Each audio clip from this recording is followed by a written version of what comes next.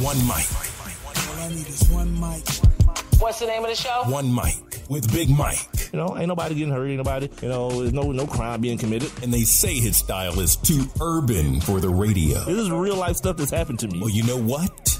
You, and you. One mic with Big Mike. I like to be able to do what I want to do. A sports talk show, but no subject matter is off limits. Meek Mill's concert is not called the Hell Yeah, I Banged Khloe Kardashian concert. And now, your host. Put your hands together for the one, the only Big Mike. All I need is one mic.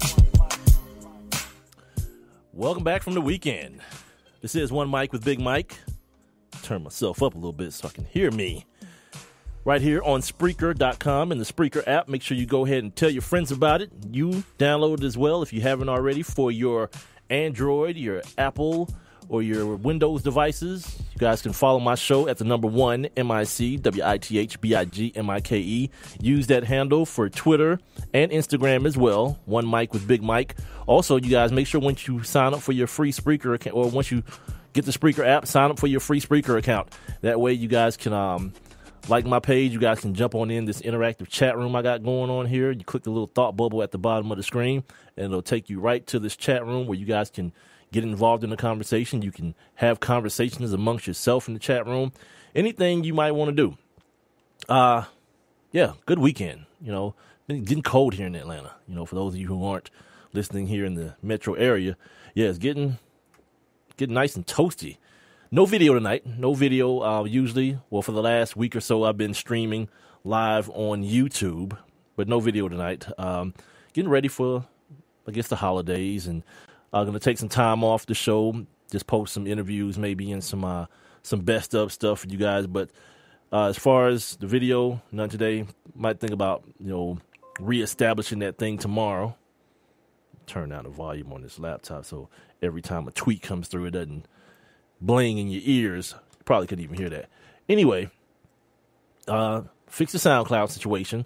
What I figured is these files are so big, SoundCloud gets filled up. So I've been telling you guys, you can check out the podcast on SoundCloud if you want to download or stream it there. Well, that's been inaccurate until now. Last night, I went to the SoundCloud and figured out that with these 2-hour-long episodes, I can only put only two posts automatically at a time, and there's no feature to allow you to just have them continue to roll. Like, if it gets full, the next thing takes precedent.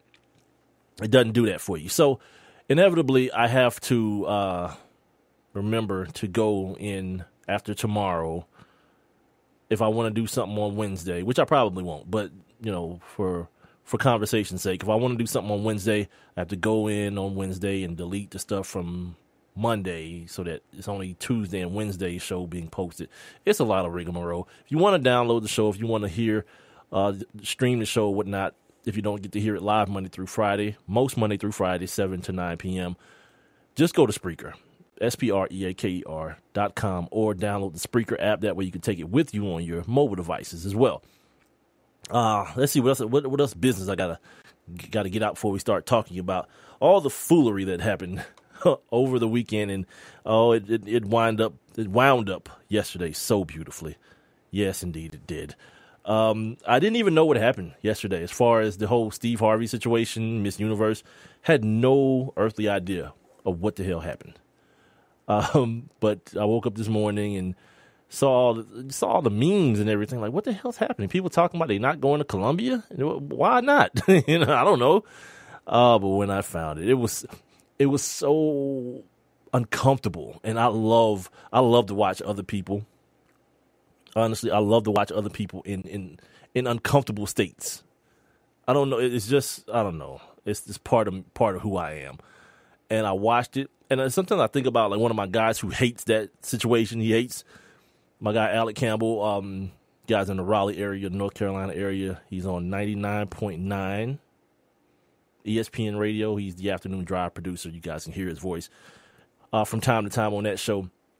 But he hates like seeing people in uncomfortable situations, and I'm just the opposite. I love it. So Steve Harvey got caught up in some stuff, and we'll talk about that as the show progresses. On this day, we'll definitely take a look back with our daily feature. We call it On This Day, where we take a look back in the history of sports and give you guys some of the highlights and of the historical context that happened on this particular day in history. Got a little bit of. I actually caught not a couple. I caught one bowl game. I caught that parts of that Utah BYU game. I guess they call it the Holy War. And the only reason that it kind of intrigued me is because one of those big Samoan dudes was talking a lot of junk at the dinner that they have before the game. And BYU, like, for whatever reason, they just this Mormon school with you can't have sex with your girlfriend or any girl or any person. Let's just say it that way, just in case you are of that persuasion, the gay persuasion. You can't have sex. You're not supposed to be drinking, but from what I understand, they're around a lot of military bases, so there's ways around that.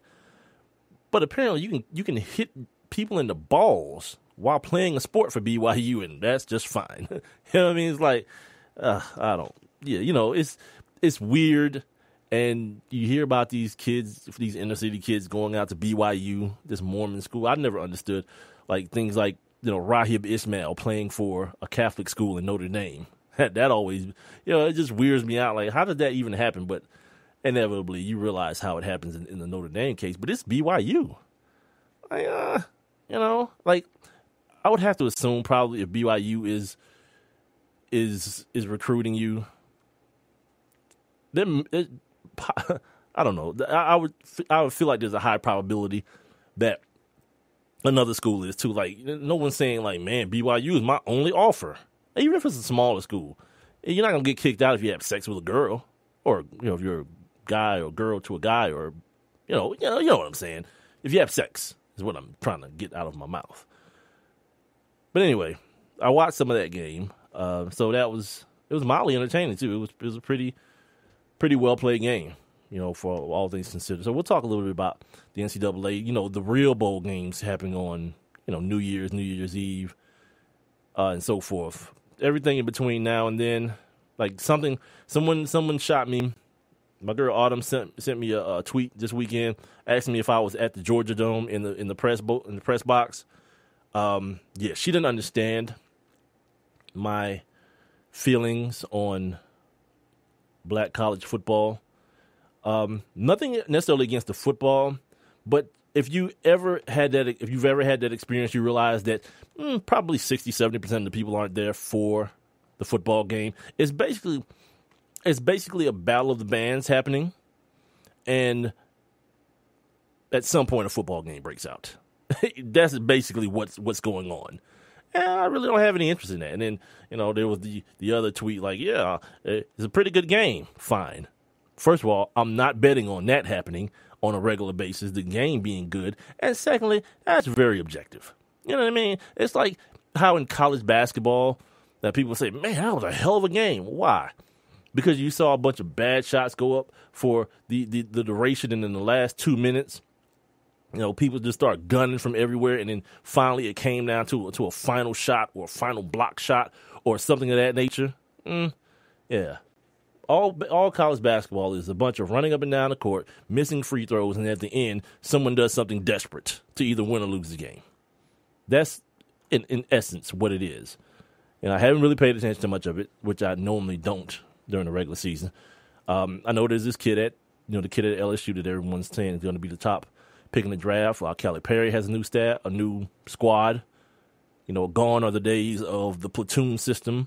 He's actually, more of a regular rotation guy. Whatever. They're not big like they were last year, guard driven.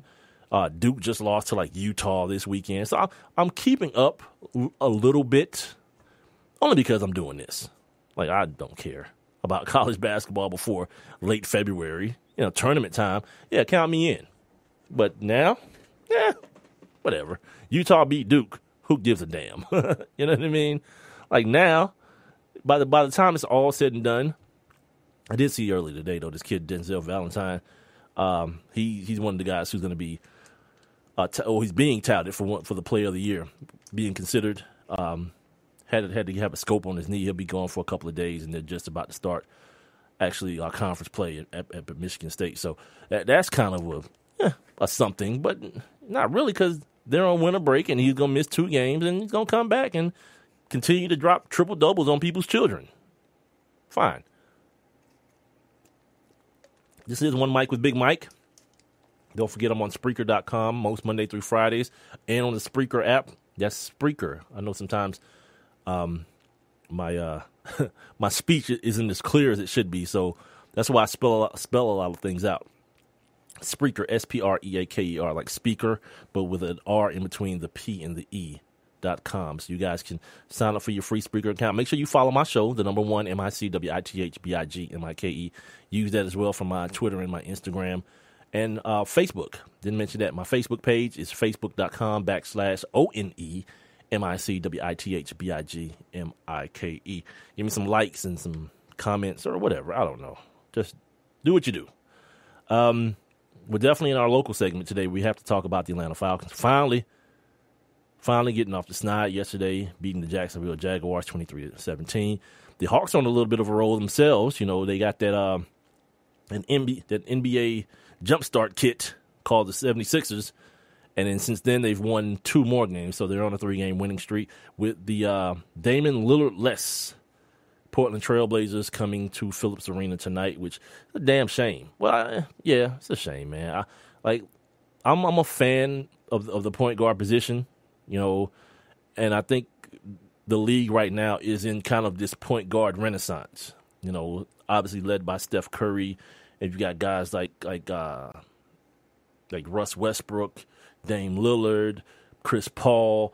You know, it's a bunch of dudes like Tony Parker still got it in him. There's a bunch of dudes still making noise. John Wall making noise at the point guard position, man. And when one comes to town, I always like to measure Jeff Teague, the Atlanta Hawks point guard, against the best. And I think Dame Lillard is definitely one of the best, but I won't get to make that comparison tonight. Jeff Teague will not be. Well, he'll see Dame Lillard, but in street clothes tonight. So we'll do all that in our local segment, which is normally our second segment. And, of course, the NFL. So much to talk about. Playoffs coming up, teams jockeying for playoff position, teams that you thought were definite locks for the playoffs are, sweating it out now. My boy, the ODB, the old dirty bastard, Odell Beckam Jr. Yeah, he got a little bit beside himself yesterday, man. And this kid that I've been talking about all year, Josh Norman, man, this kid is out Richard Shermaning Richard Sherman. You know what I mean? As far as the swag that he's bringing to the position, along with the ability. You know what I mean? And I read a comment by, I don't know if it was an NFL exec or a coach from another team, but he compared this kid to Richard Sherman and saying that and basically the words he used, and I'm paraphrasing, was that he's just a more athletic Richard Sherman. As long, as physical a specimen, but faster, jumps higher, but still has the mental part of the game, the mental acumen to study receivers the way he does and exploit their weaknesses. And it was on display last night. We saw it against Julio Jones, and there was the but Matt Ryan's there. Well, that Odell Beckham, Eli Manning combination has been pretty lethal for the last couple of weeks here. And yesterday at what now? Odell, he dropped a couple balls. He dropped a sure touchdown, but that doesn't take anything away from. He also caught a touchdown late as well. A little bit of a push off, but that's part of playing in the NFL. You ask me. And the DBs have done, the better DBs have done a good job of adjusting to that. So I'm definitely want to talk about the other stuff that happened. That's the stuff that happened to do with the game. But the game inside the game it wasn't the game last night. Also, a couple of little stories out of the NBA. Some things that happened over the weekend in Chicago. And my boy, speaking of good point guards, the point guard game, Kyrie Irving back. And played it smart, too. Could have probably come back against the Thunder. But, didn't really want to do that. You don't want to be messing with Russell Westbrook. First game back in a year off the broken kneecap. Nah. And he come back against, again, the NBA version of a jump starter kit. Yeah. The 76ers come back against them and ball, which he did. And they're primed. They're getting themselves ready for that Christmas Day matchup against the Warriors, which get yourself in front of a TV, man. Just eat that up. I mean, like after you eat that up, whatever your moms, your grandmas, your aunties, them cooking, you get in front of a TV and get that Warriors and that Cavs joint up in you, man. It make you feel good about yourself. Because for a lot of people, I understand it's their start to the NBA season. Like everybody's paying attention to football right now. And my guy Golf is always complaining about people not being able to maintain, you know, two different events in their minds at the same time. Like, you know, there has to be these strong lines that these borders that stop football season, now start basketball season, now stop basketball season, now start baseball season. You know, it's a good thing. Well, it was a good thing around here till the Hawks start acting like they didn't want to do no work. But, you know, that's that. So we got that and some other NBA things to talk about. Okay, now, where I want to start. You know where I want to start? I want to start with this morning and what happened with this whole Steve Harvey situation. Now, I'm not the biggest Steve Harvey fan, so it may have made it a little bit more funny to me what happened. But it was so,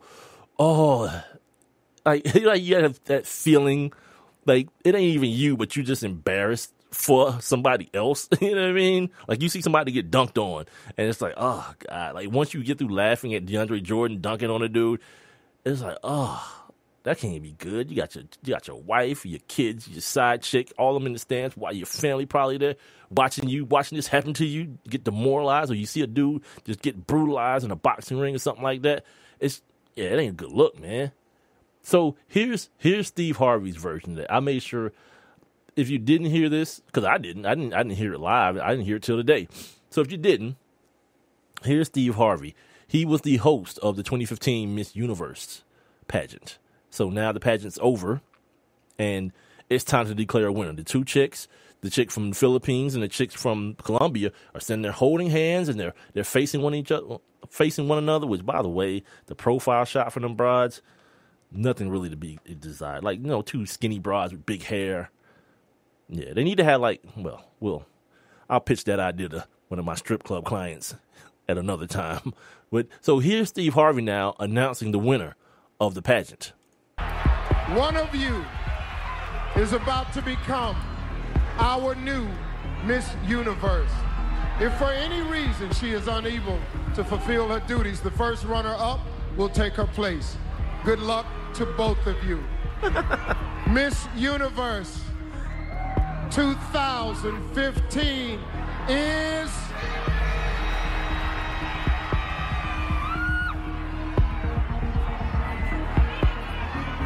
See the pause, the dramatic pause there? Colombia! Of course it is. So now you hear everybody just going bananas. Everybody's going ape crap. And by the way, you people are idiots, man. Like, because what makes it even more ignorant, I'm sitting here scrolling through my Instagram at the number one MICWITHBIGMIKE. If you want to go ahead and follow me on Instagram. And the memes, like this dude is drinking a coffee cup, like y'all laughing at Steve Harvey, and some of y'all announced the wrong dude as the father of your child. See, it's so ignorant. So anyway, everything is like people are going ballistic. You know how the pageant chicks are. She's crying. She got a crown on. They brought her like what is it called, sash to put on, and she's holding the situation, the flowers. Everything is like it's set up right. Not so fast, because Steve comes back, like, and he's standing on stage, and you're like, "What the hell is he doing? And why can't she just enjoy her moment?" Well, this is why he was on stage. Okay, folks. I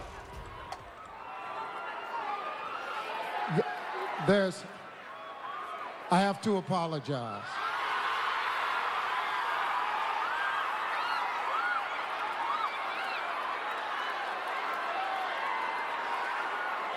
It's like everybody just knows he effed up. They just know. The first runner-up is Colombia. Which means what, Steve? Tell him, Steve. Break the bad news.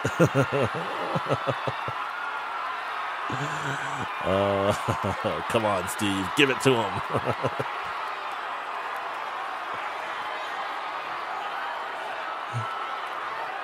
Miss Universe 2015 Is who? is Philippines.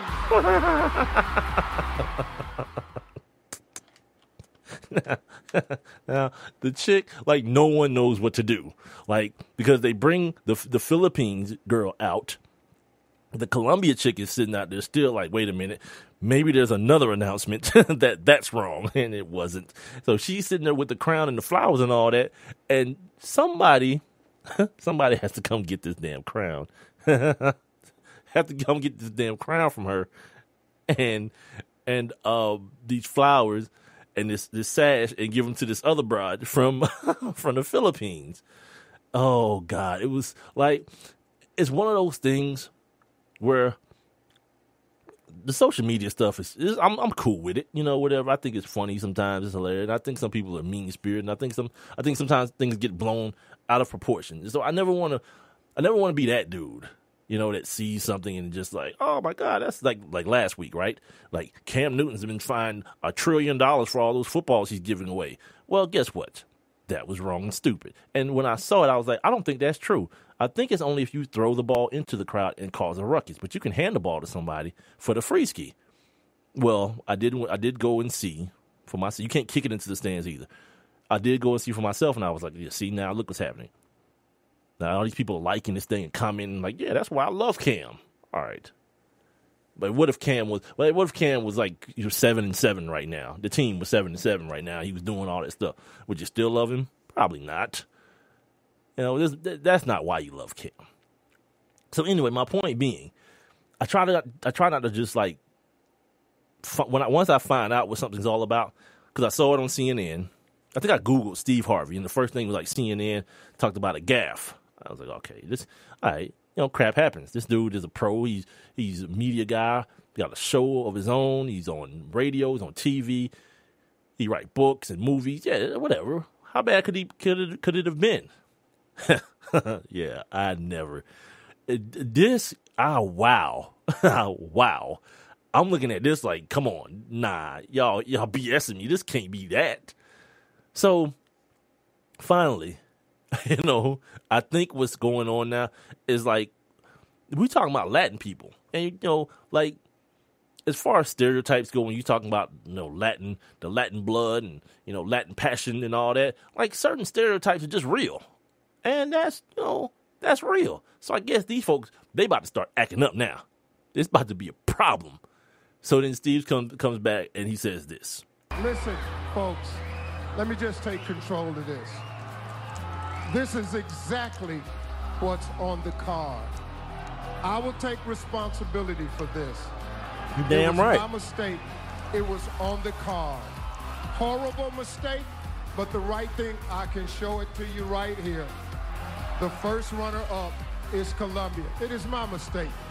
Still a great night. Please don't hold it against the ladies. Please don't. We feel so badly, but it's still a great night. Thank you all. Yeah, hold on. First of all, who the hell is we? We feel badly. You effed up, dude. This ain't we in France.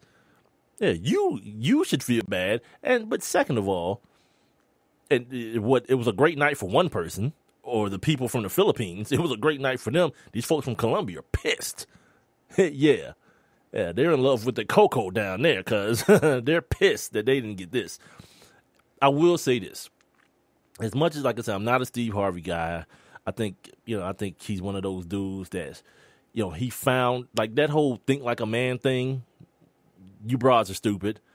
I saw a preview to his talk show. He's got like an Oprah type, like on stage type talk show. And it's all broads, and they are just falling over themselves. I heard one chick say, Steve Harvey said it, so I know it must be true. Like, he's supposed to be teaching these broads how to deal with dudes. Okay. Yeah, the dude has been divorced like 3 times. Take his advice, sure. But anyway, I will say that I saw the card. If you hadn't, there's too much stuff on it. Like, why wouldn't you just put the name of the person? Like Like, I'm a person who, I'm in broadcasting. I've been in broadcasting for the last, 12, 13 years. I don't need a bunch of extra stuff. That's why I type out my own notes of the stuff I read. And I highlight stuff on the note. Because I don't need a bunch of extra. I need the meal. I don't need the recipe. Just bring me the meal and let me decipher it for what it is. But the card he had like the first runner-up and the second runner-up, and then at the bottom it said the winner. Nah, B, just get, because if you just put the winner on there, the other broad know who she is, or give me separate cards. You know what I mean? But again, this dude has made this. He's starting to make a pretty good living, or has been making a pretty good living hosting events and not prices right. What is it? Family Feud and all these things. You would kind of expect him, to, I don't know, if they gave him the layout of the card beforehand and said, obviously not with the names on it, because they wouldn't know at that point, but this is what it's going to look like. You'll have this name here and this name here, and then the winner will be here.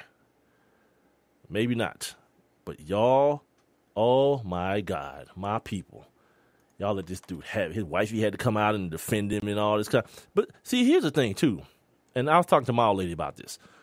Like, Steve Harvey has tried to like transform himself into something more than what he is. Like as though he can't be all the things that he is now and continue to be what he was. And what I'm talking about is, if you hear him talk and if you see him write what he is on something, it says like motivational speaker, author, television host, and media personality or whatever.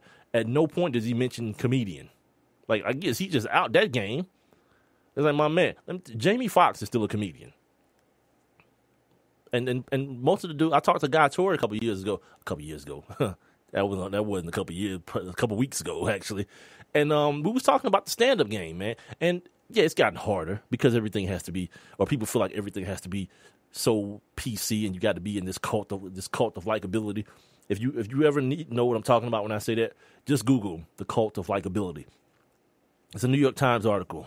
And it talks about where we are in this culture, where you can't be the person that says something outside of what everyone else is saying.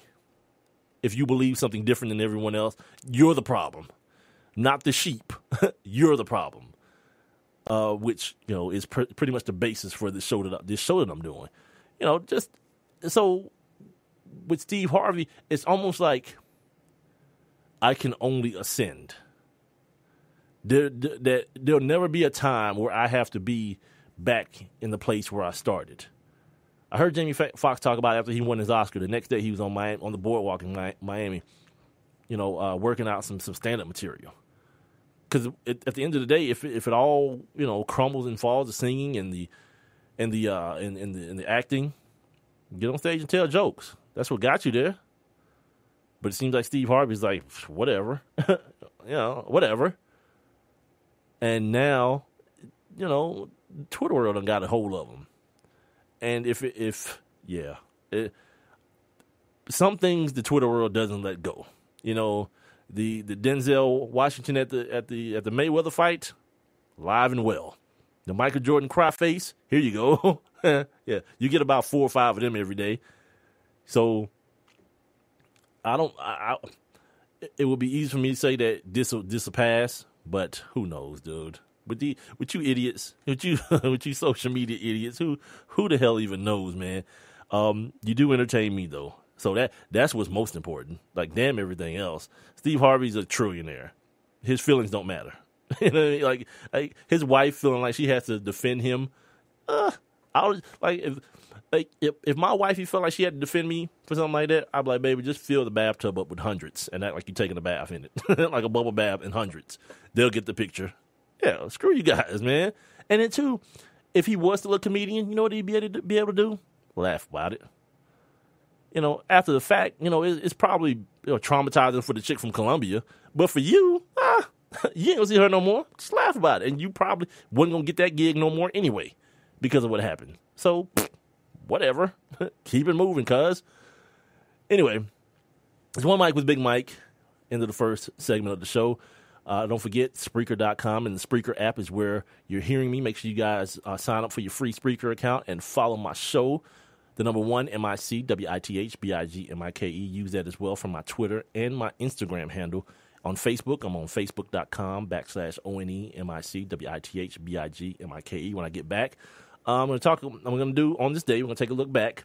And then I'm going to get into this Odell Beckam situation. He and Josh Norman, had it out yesterday.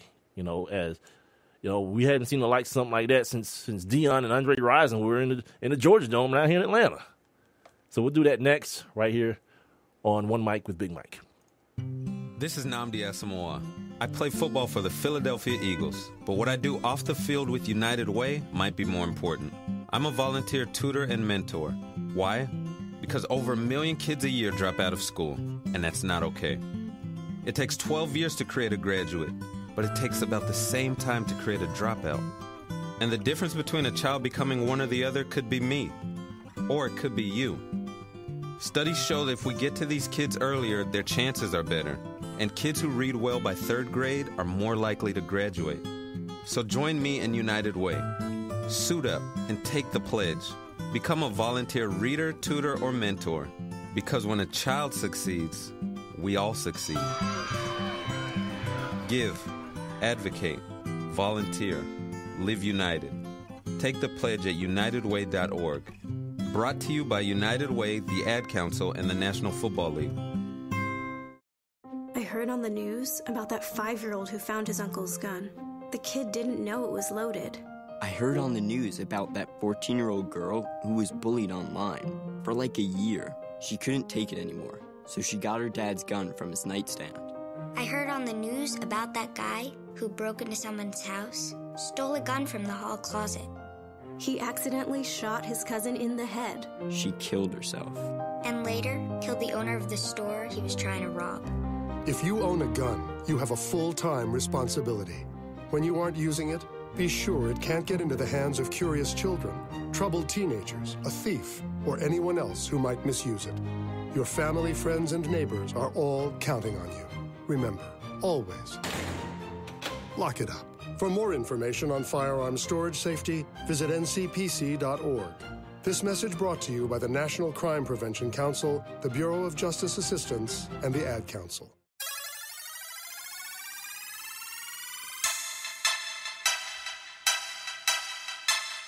Welcome back to One Mic with Big Mike, the Monday edition, coming off pretty good weekend for the kid, man.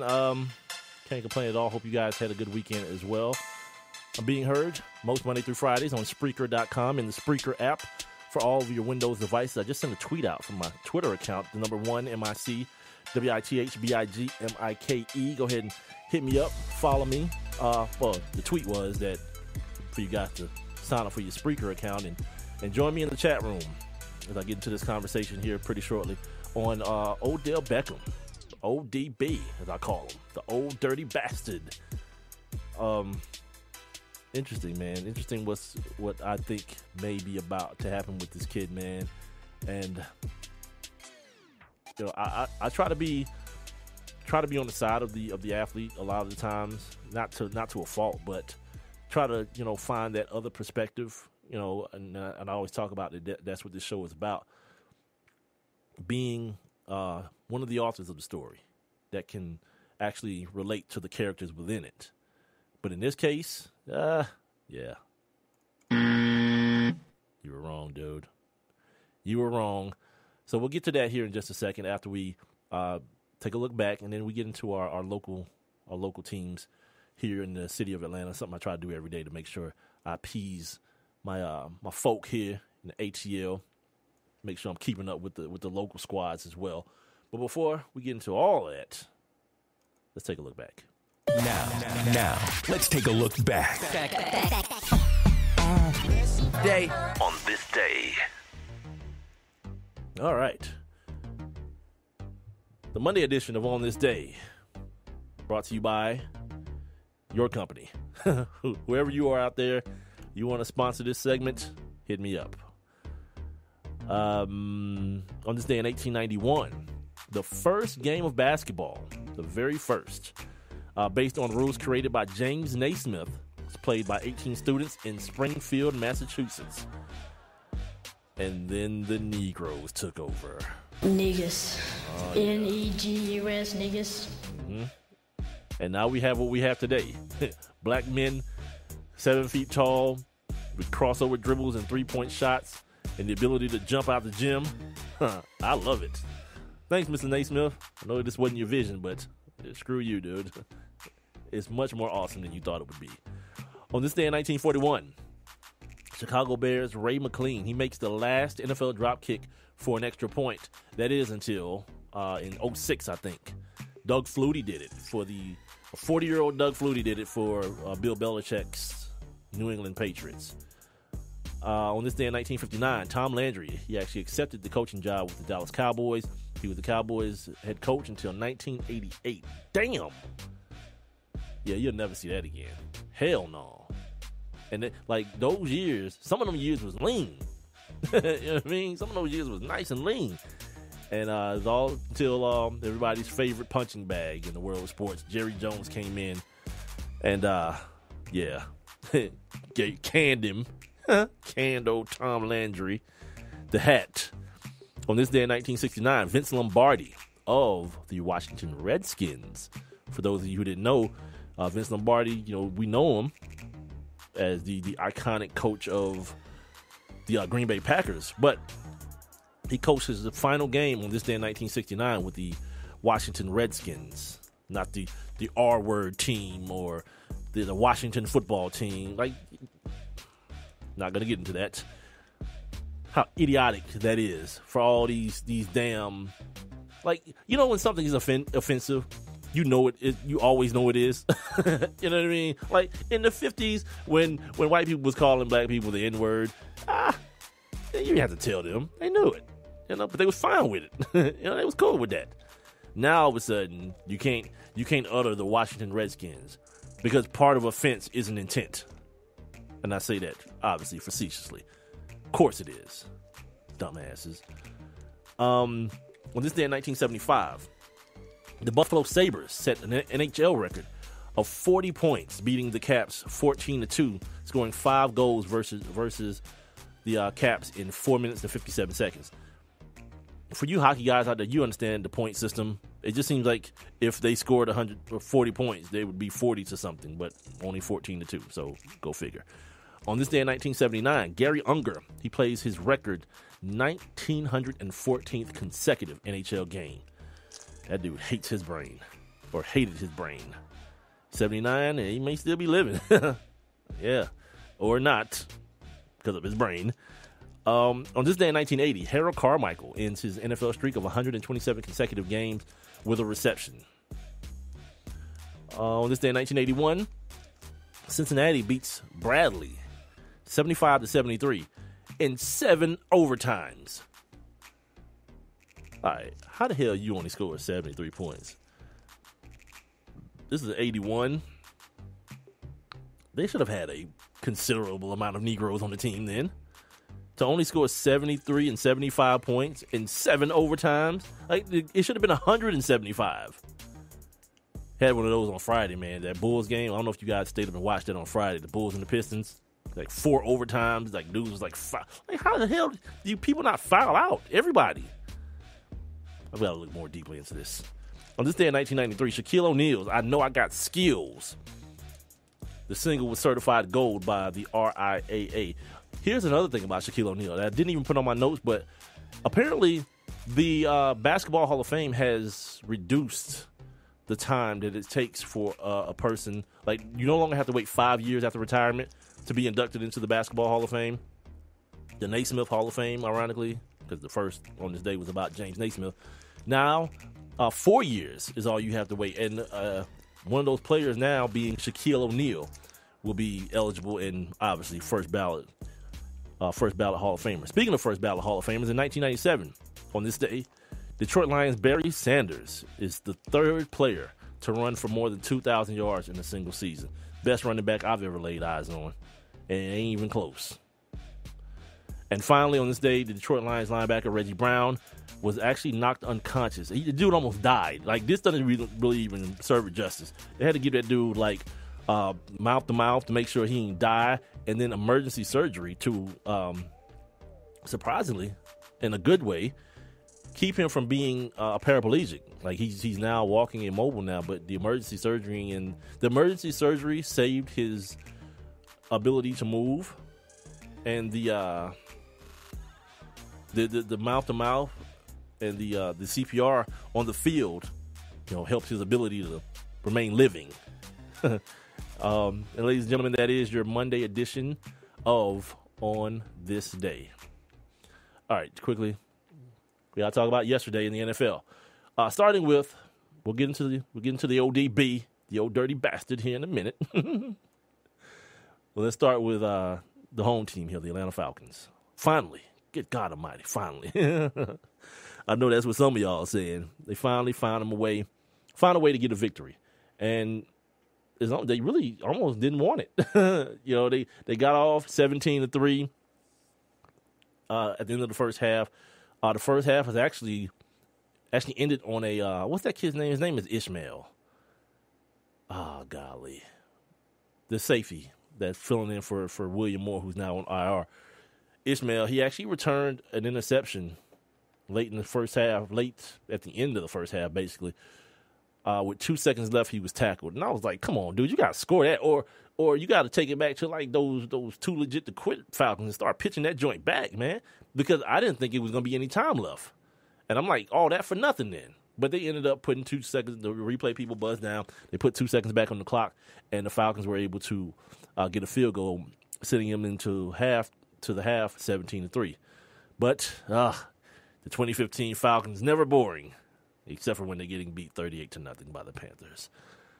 No, but in this game, Blake Bortles came back, led his team to 2 second half touchdowns to bring the score, to get the score closer, and it came down to a final drive in which the Falcons were able to secure the win late in the game.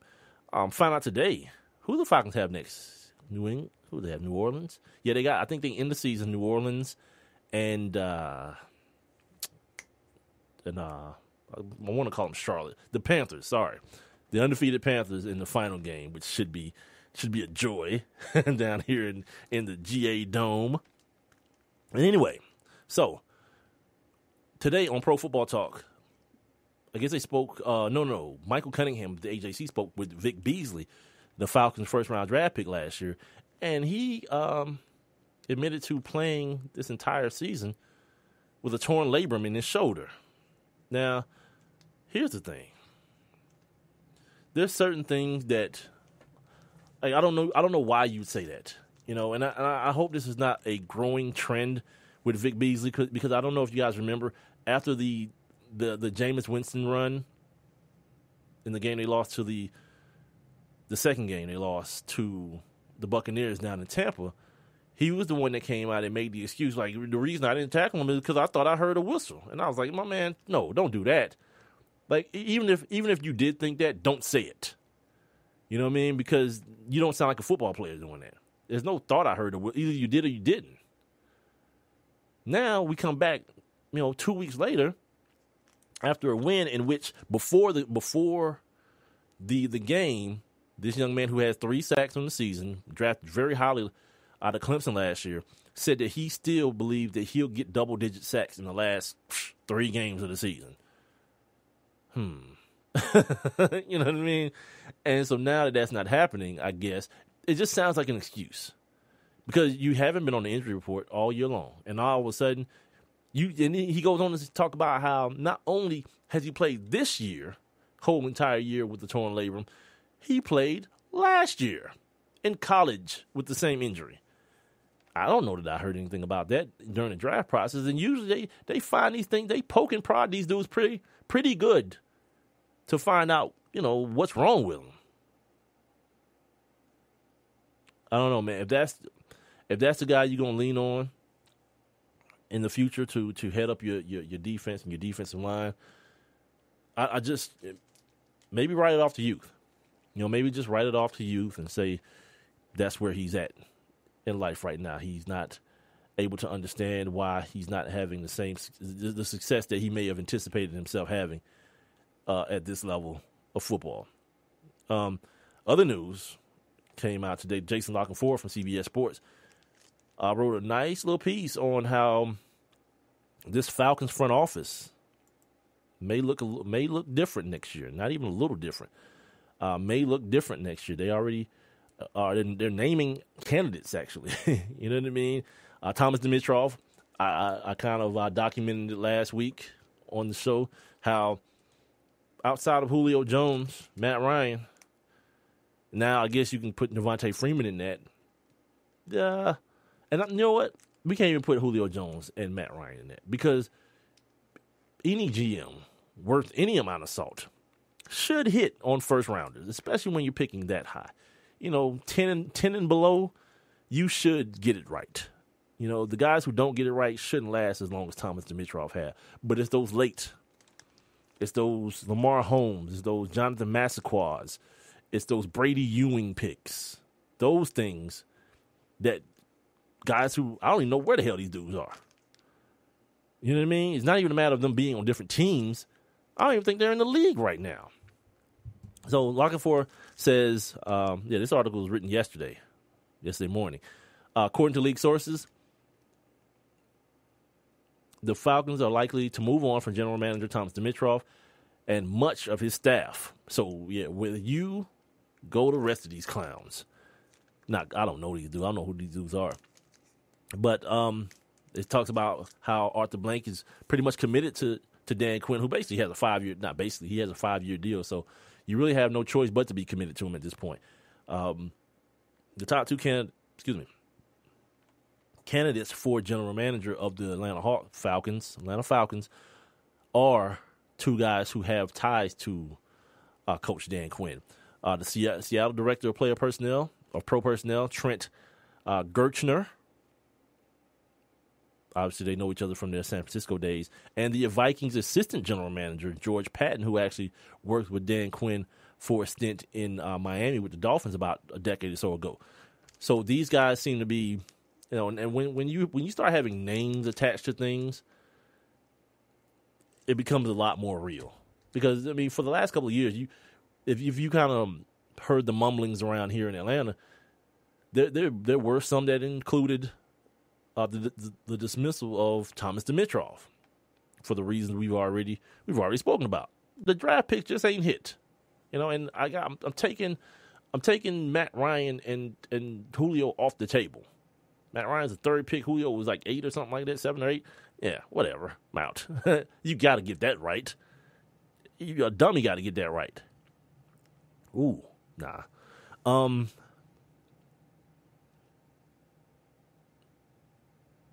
Even like we heard about down here with Scott Pioli coming into the mix. That whole tribe that they have up in New England with Belichick's guys. They don't really seem to work out at any place else. You know what I mean? Like they do Romeo Credell and Mangini and Josh McDaniel. He's back for his second turn. Now Bill O'Brien may win the bad AFC South, or maybe you can hang that one up on something. I don't know, that division is bad as the NFC East. Somebody's got to win it, I guess. So he just might be that guy. They took care of business against Andrew Luckless. I think Charlie Whitehurst ended up finishing that game for them, if I'm not mistaken. Or he may play this week. Good God. They call him Clipboard Jesus. Did y'all know that? Because he got like the beard, like the common picture of Jesus. I Facebooked this article the other day. These French people have actually reconstructed Jesus. He looks nothing like those pictures hanging up in your foyers or wherever, ma'ams. White Jesus. He don't look like black Jesus either. He's a Middle Eastern man. So anyway, they say that Arthur Blank was actually in a position where he was reaching out to people that like confidants of his to talk about what was going on with his football team, and no one had anything really positive to say about the talent on the team. Of course there's certain guys, but as a whole, it's like this mashup of dudes on the football field, and it just doesn't, as as the record shows now, it doesn't. Right now, the Falcons are basically fighting to be the first team, to not be the first team that ends up with a losing record after starting 5-0. That's a dubious distinction to have. This was surprising to me that Dan Quinn has control of the 53-man roster. Contractually, he has that. For a dude that's a first-time head coach, how does that, who to go, I'm not going to say who negotiated that, because the way the Falcons did it, it's like with a girl. You know what I mean? You can't always let her know long in advance that she's the one and no one else will do. That's what the Falcons did. They was like, nope, we got our dude, and he's playing in the playoffs right now, and if it takes us waiting on him until the Super Bowl, we'll do that. And so once you do that and everyone else has hired their coaches or hired coaches, yeah, Dan Quinn's sitting down like, okay, this is what I need. Since you really don't have any other options, this is what I need to happen for me to come here, because I could just go back to Seattle and find my way in the Super Bowl again next year, which, by the way, could happen, just in case nobody's paying attention to what Russell Westbrook and Doug Baldwin and those boys are doing without Marshawn Lynch, without Thomas Rawls, without Jimmy Graham. It's getting real in the field. Yeah, these playoffs should be pretty nice in the NFL. What else do I have on the Falcons before I move on here to the Atlanta Hawks? The draft. We've been talking about that for the last couple of shows, and every day I try to check out a different mock draft, because the positioning will change a little bit as the Falcons either win or lose. The positioning will change, and guys will adjust, accordingly. So last week, Pro Football Focus had the Falcons taking Corey Coleman, the wide receiver, the big time wide receiver out of Baylor, to kind of match him up with Julio Jones. He's going to have sports hernia surgery and miss their bowl game. I don't know how long that stuff lingers. I remember hearing about Donovan McNabb having that a couple of years ago. Marshawn Lynch should be back here in a week or two after having his sports hernia surgery. So we'll see. Todd McShay in his first mock draft had them taking Miles Jack, the do everything linebacker out of UCLA. He tore he's another dude that's damaged property, I guess you'd call him. Damaged goods, I guess. I think he tore his knee up and then told Jim Moore, I'm out of here. About to go somewhere and train for the draft. I ain't playing no more free football for your ass. And here's Jim Moore. Well, I think he's making a big mistake. Shut up. Keep it moving, Jim. You know he's not. And then today, SB Nation had the Falcons selecting DeForest Buckner with pick number 18. Everybody has the Falcons somewhere between 14 and 18, that middle area there.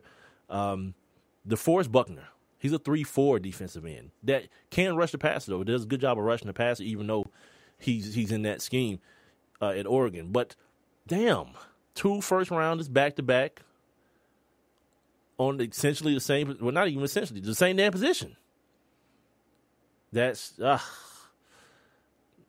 rough. This is something that I actually talked about with my guys the other day, some of the Falcon fans around here, and I asked them about Mario Williams, a guy who's going to be owed a lot of money here coming up from the Buffalo Bills, drafted first overall draft pick. Now, if this happens now, yeah, you got Matt Ryan was third, but Jake Long is on the team. Then you have another first overall guy in Mario Williams. If he comes, just, it's like one of those things, you got him all too late. But I don't know. I don't know if Mario Williams would be considered getting him too late. The problem with him is that he's going to be owed $8.4 million in bonuses, just in bonuses, next year by the Bills. He's 30 years old, having the worst season of his NFL career now. He's being asked to do a lot of things that he hadn't been asked to do previously in his career. And by the way, this is a guy who at one point was asked by Wade Phillips to play outside linebacker in that system.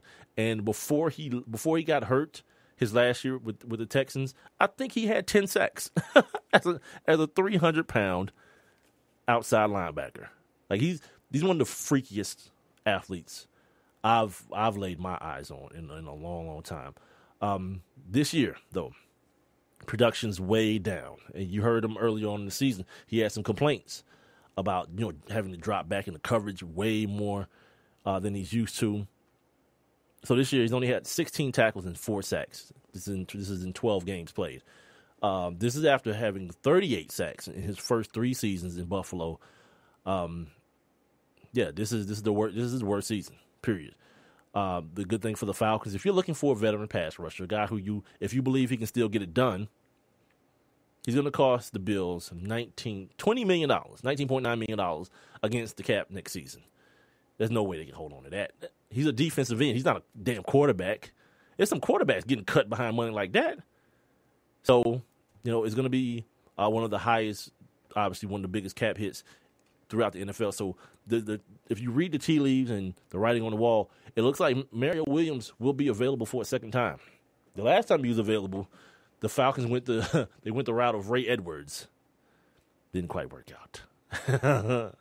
We got to see a bunch of pictures of Ray's fine girlfriend, and then he Ray might have been he might have been on them Instagram models before Instagram. Be honest with you, just look up Ray Edwards' girlfriend if you want to see what I'm talking about. There were some uncomfortable pictures of Ray also because Ray thought he was a male model. I kind of clowned him about it. We talked to him one time, and I kind of clowned him about that. One of the worst questions I've ever asked interview-wise. I was trying to ask him a question about the criticism of his contract, and it just ended up being me criticizing his contract. Or no, it was me telling him how little money he's making. That was one of the worst questions of my entire broadcasting career. All right, so the Atlanta Hawks, they'll be trying to go for a 4th straight win today. That first win, again, started off with a win against the 76ers. This was after they had lost 3 in a row. So they're back on a nice little streak. Kyle Korver last night against the Orlando Magic had probably his best game of the season. And, I can't leave the assist from Victor Oladipo out of it. Like, Victor Oladipo, he's in a decline for those young players that came in a few years ago. Like, he's shooting like 30-something%, like ridiculous bad number shooting. And then yesterday, defensively, well, first of all, defensively, he's helping off of Kyle Korver. What? Well, why are you at it? Why don't you just help off Steph Curry too? No, I'm not comparing Kyle Korver to Steph Curry, but you understand what I'm saying. Like, this is the guy that's going to beat you from pretty much one area on the floor. Don't help. Because by the time you turn around and try to recover, the ball's going through the net. So John Wall did it a couple times yesterday. I mean, not John Wall, excuse me. Victor Oladipo. Couple that with how careless he was with the basketball. At the end of the game, they had a chance to win. It was 100 to 103. They had a chance for a 3 at the end. But this dude was sitting around pump faking to the point where once he gets the ball in his hand, he tried to pass it. Yeah, the horn's going off at that time. So today, we got in town, the Portland Trailblazers are here. No Dame Lillard. Sorry, guys. But you get the kid Salento. Is that one dude or a couple? The dude that sings the Watch Me Nene and Watch Me Superman, that dude, he's going to be performing at halftime and the post game at the Hawks show. So the Hawks trying to do what they can do for, the bruhs and, go out there and check out. I don't know if that whole little thing has moved on yet, though. We'll see. Because when I turn on the game, I'm probably not going to watch this Monday Night Football situation. When I turn on the game, I'm going to see how many white people are in the audience. Because it's probably still a thing in the white community, to be honest with you. That whole, watch me, whatever, Superman, like watch me Nene. Yeah, that's probably all about. They're probably still all about that life. But around here, I think that's dead. Like, now everybody's dabbing, which that's on life support. Come on. The dab thing got to be on life support at least right now, if it ain't dead. And finally on the Atlanta Hawks, speaking of rappers, 2 Chainz says he'd like to get him a little stake in the Hawks. Here's the thing. This team was just bought. Like, why you ain't put up your money then? Like, I'm sure they were looking for investors. Like, why you ain't like, look, here go my $4 million, or I don't know how long 2 Chainz money is, but hey, I'm sure it takes a lot, to be a damn owner of a team, or be part owner or whatever. I don't know. But of course today he's like, he'd love that opportunity. I'm sure you would, Mr. Chainz, titty boy. All right, so we'll come back in the top of the next hour, and we'll hit this OJ. OJ got a movie, and Cuba Gooding's playing OJ in the movie. It might be. I think it's a made-for-TV movie also. I'm not sure. I'm over the OJ thing. But anyway, we'll come back and talk about this Odell Beckam Jr. situation. He and Josh Norman of the Carolina Panthers got into it. Odell Beckam is not suspended for a game, something his team really couldn't afford at this point in the season. But we'll talk about it all next at the top of the hour, the start of the second hour of the show. One Mic with Big Mike, heard on Spreaker.com most Monday through Fridays at 7 p.m. to 9 p.m. Also on the Spreaker app for your mobile devices, any one that you may have, any tablet, any phone. You all can get the Spreaker app. Also follow me and all those things on Twitter and Instagram. The number 1, MIC, WITHBIGMIKE. And hold on, let me make sure I got this thing going the way I want to do it. Yeah, we'll be right back. Go Caleb! Come on, hit a homer, Jesse! Let's go, guys! Hey, did you guys know that kids who play sports earn more money when they grow up? Of course. I knew that. Hey, did you guys know that kids who read books have a bigger vocabulary? Oh, yeah, absolutely. Mm-hmm. Wow, jinx. Did you guys know that friendly children have more friends? Mm-hmm. Oh, yeah, mm-hmm. yeah. That's true, I knew that. Did you guys know that winter babies are better at music? Everyone knows that. Oh, yeah? Yeah, it's pretty obvious. Yeah, so obvious. Oh, hey, guys, did you know that most people think they're using the right car seat for their kid, but they're not? Huh, I didn't know that. I'm pretty sure I knew that. I'm pretty sure you didn't. Parents who really know it all know for sure that their child is in the right car seat at the right age and size. Visit safercar.gov/the-right-seat to make sure your child is protected. Brought to you by the National Highway Traffic Safety Administration and the Ad Council. When is the best time to talk to your family about staying in touch during a disaster? When floodwaters reach your door? When wildfires are engulfing the edge of your neighborhood? Or an earthquake is destroying buildings? When a tornado is tearing through town?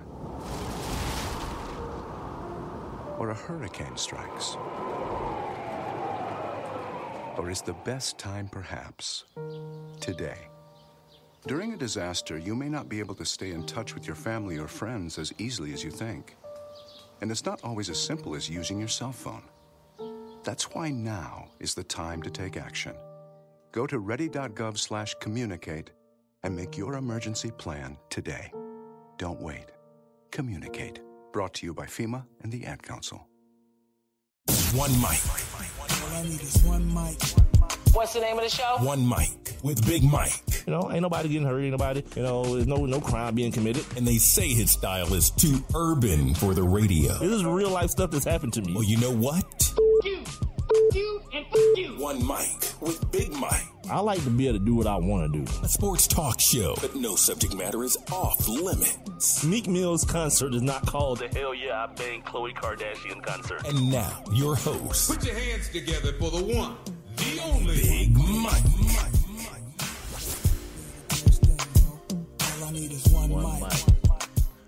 Back for hour number 2 on a Monday right here. One Mic with Big Mike being heard on Spreaker.com and the app for all your mobile devices.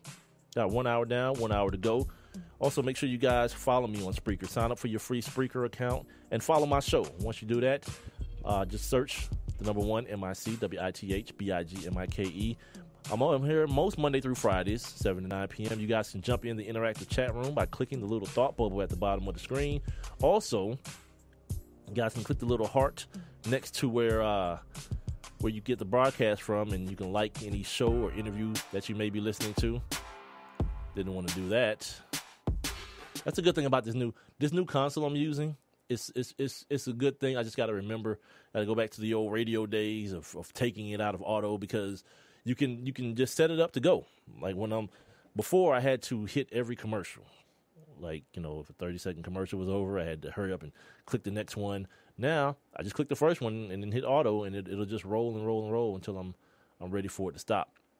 But if I forget, if I'm lazy and don't do it, it'll do exactly what you just heard there. Instrumentals will start playing, and all hell will break loose. Nah, not all hell, but, Anyway, I'm also on Facebook, facebook.com/ONEMICWITHBIGMIKE. The SoundCloud situation is stable for right now, so if you want to download the show or if you want to stream it later, if you're not listening to it live, go ahead and get that joint from Spreaker once you sign up for your free account, or SoundCloud if you're one of those SoundCloud people. It's too much social media, man. It's like it's everywhere, and I can't keep up. And it's not because I'm old. You know what I mean? It's not that. It's just like I have real life, like not virtual life things. I have real life stuff to take care of.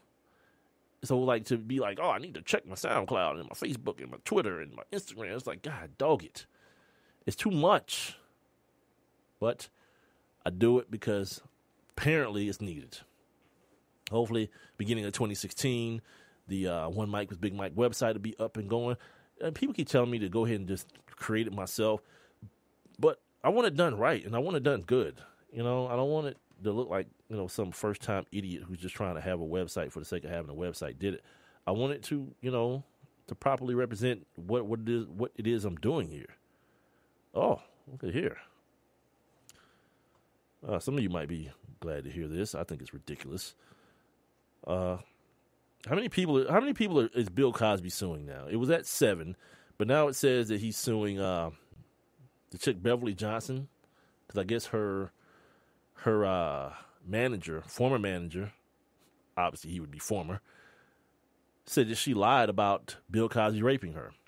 Well, before anybody out there celebrates, like good.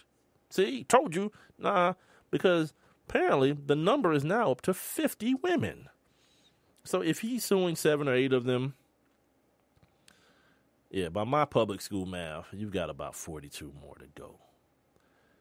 I mean, this is par for the course, man. This is like when there's a natural disaster like Katrina or something like that, and people talk about how, they got to make the standards or the stuff so rigid for people to get their aid because other people might abuse it. Well, guess what?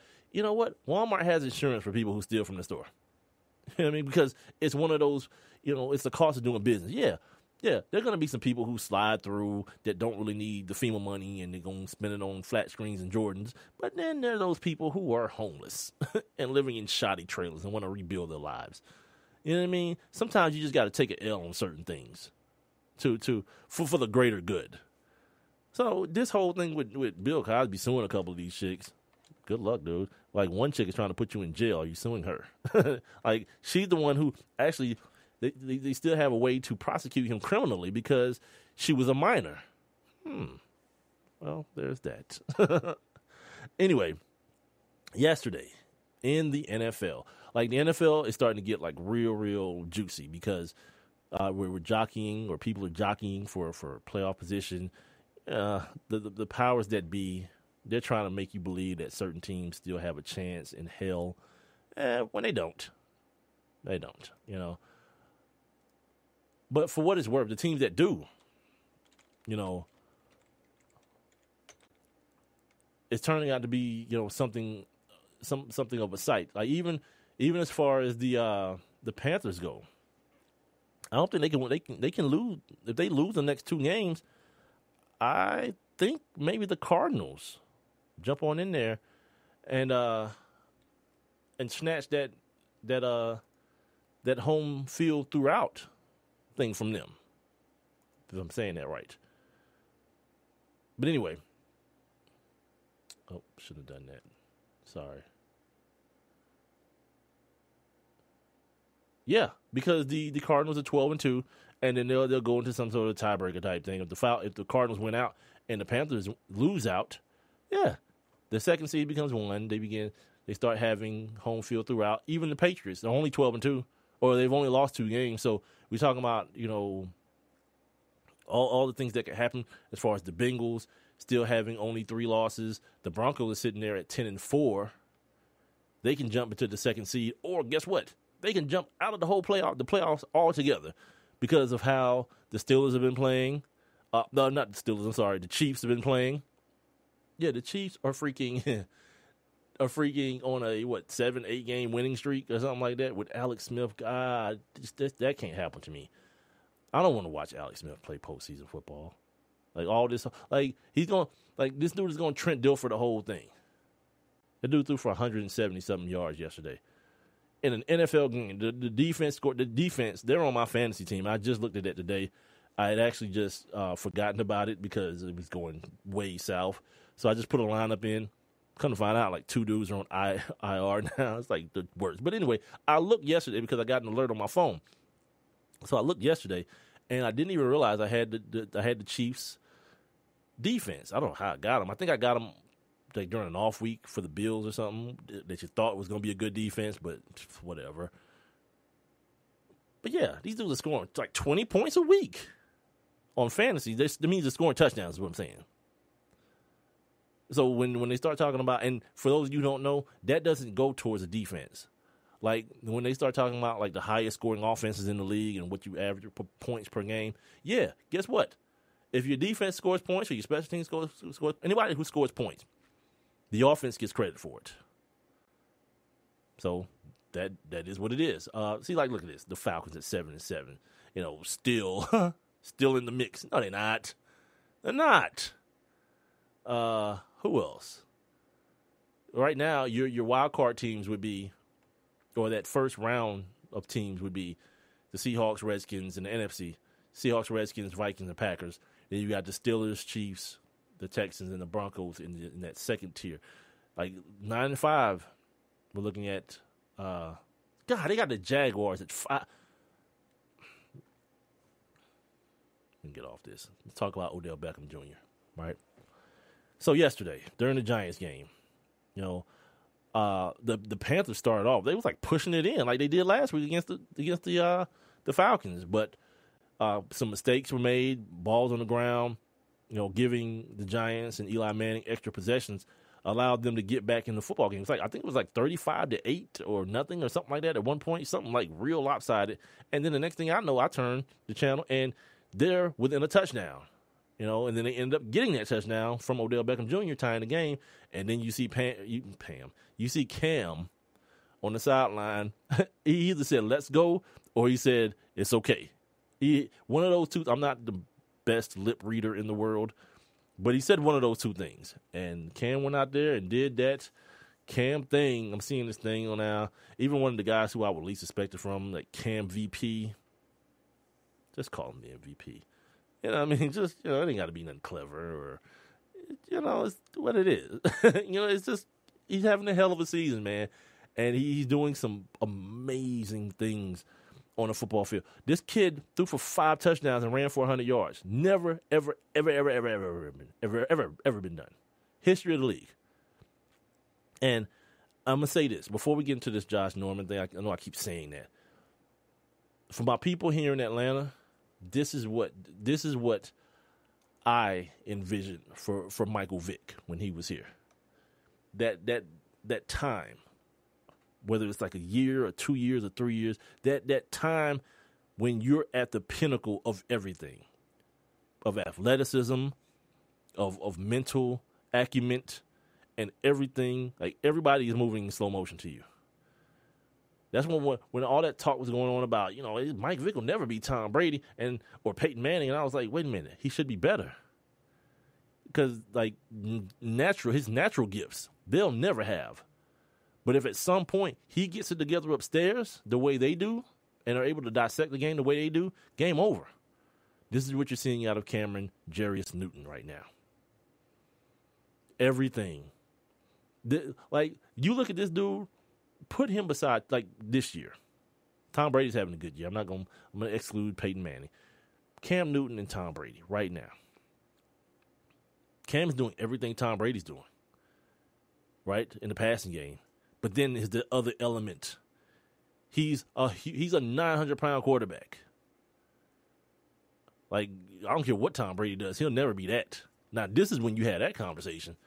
Tom Brady would never, or there was no way in ever that he'd be able to do what Cam Newton does. You don't hear those conversations, though, do you? Wonder why.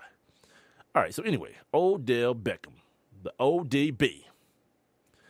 There was a big matchup that happened yesterday, and first of all, let me say this: I think the the magnitude of the matchup, I think mentally it got the best of Odell Beckam Jr.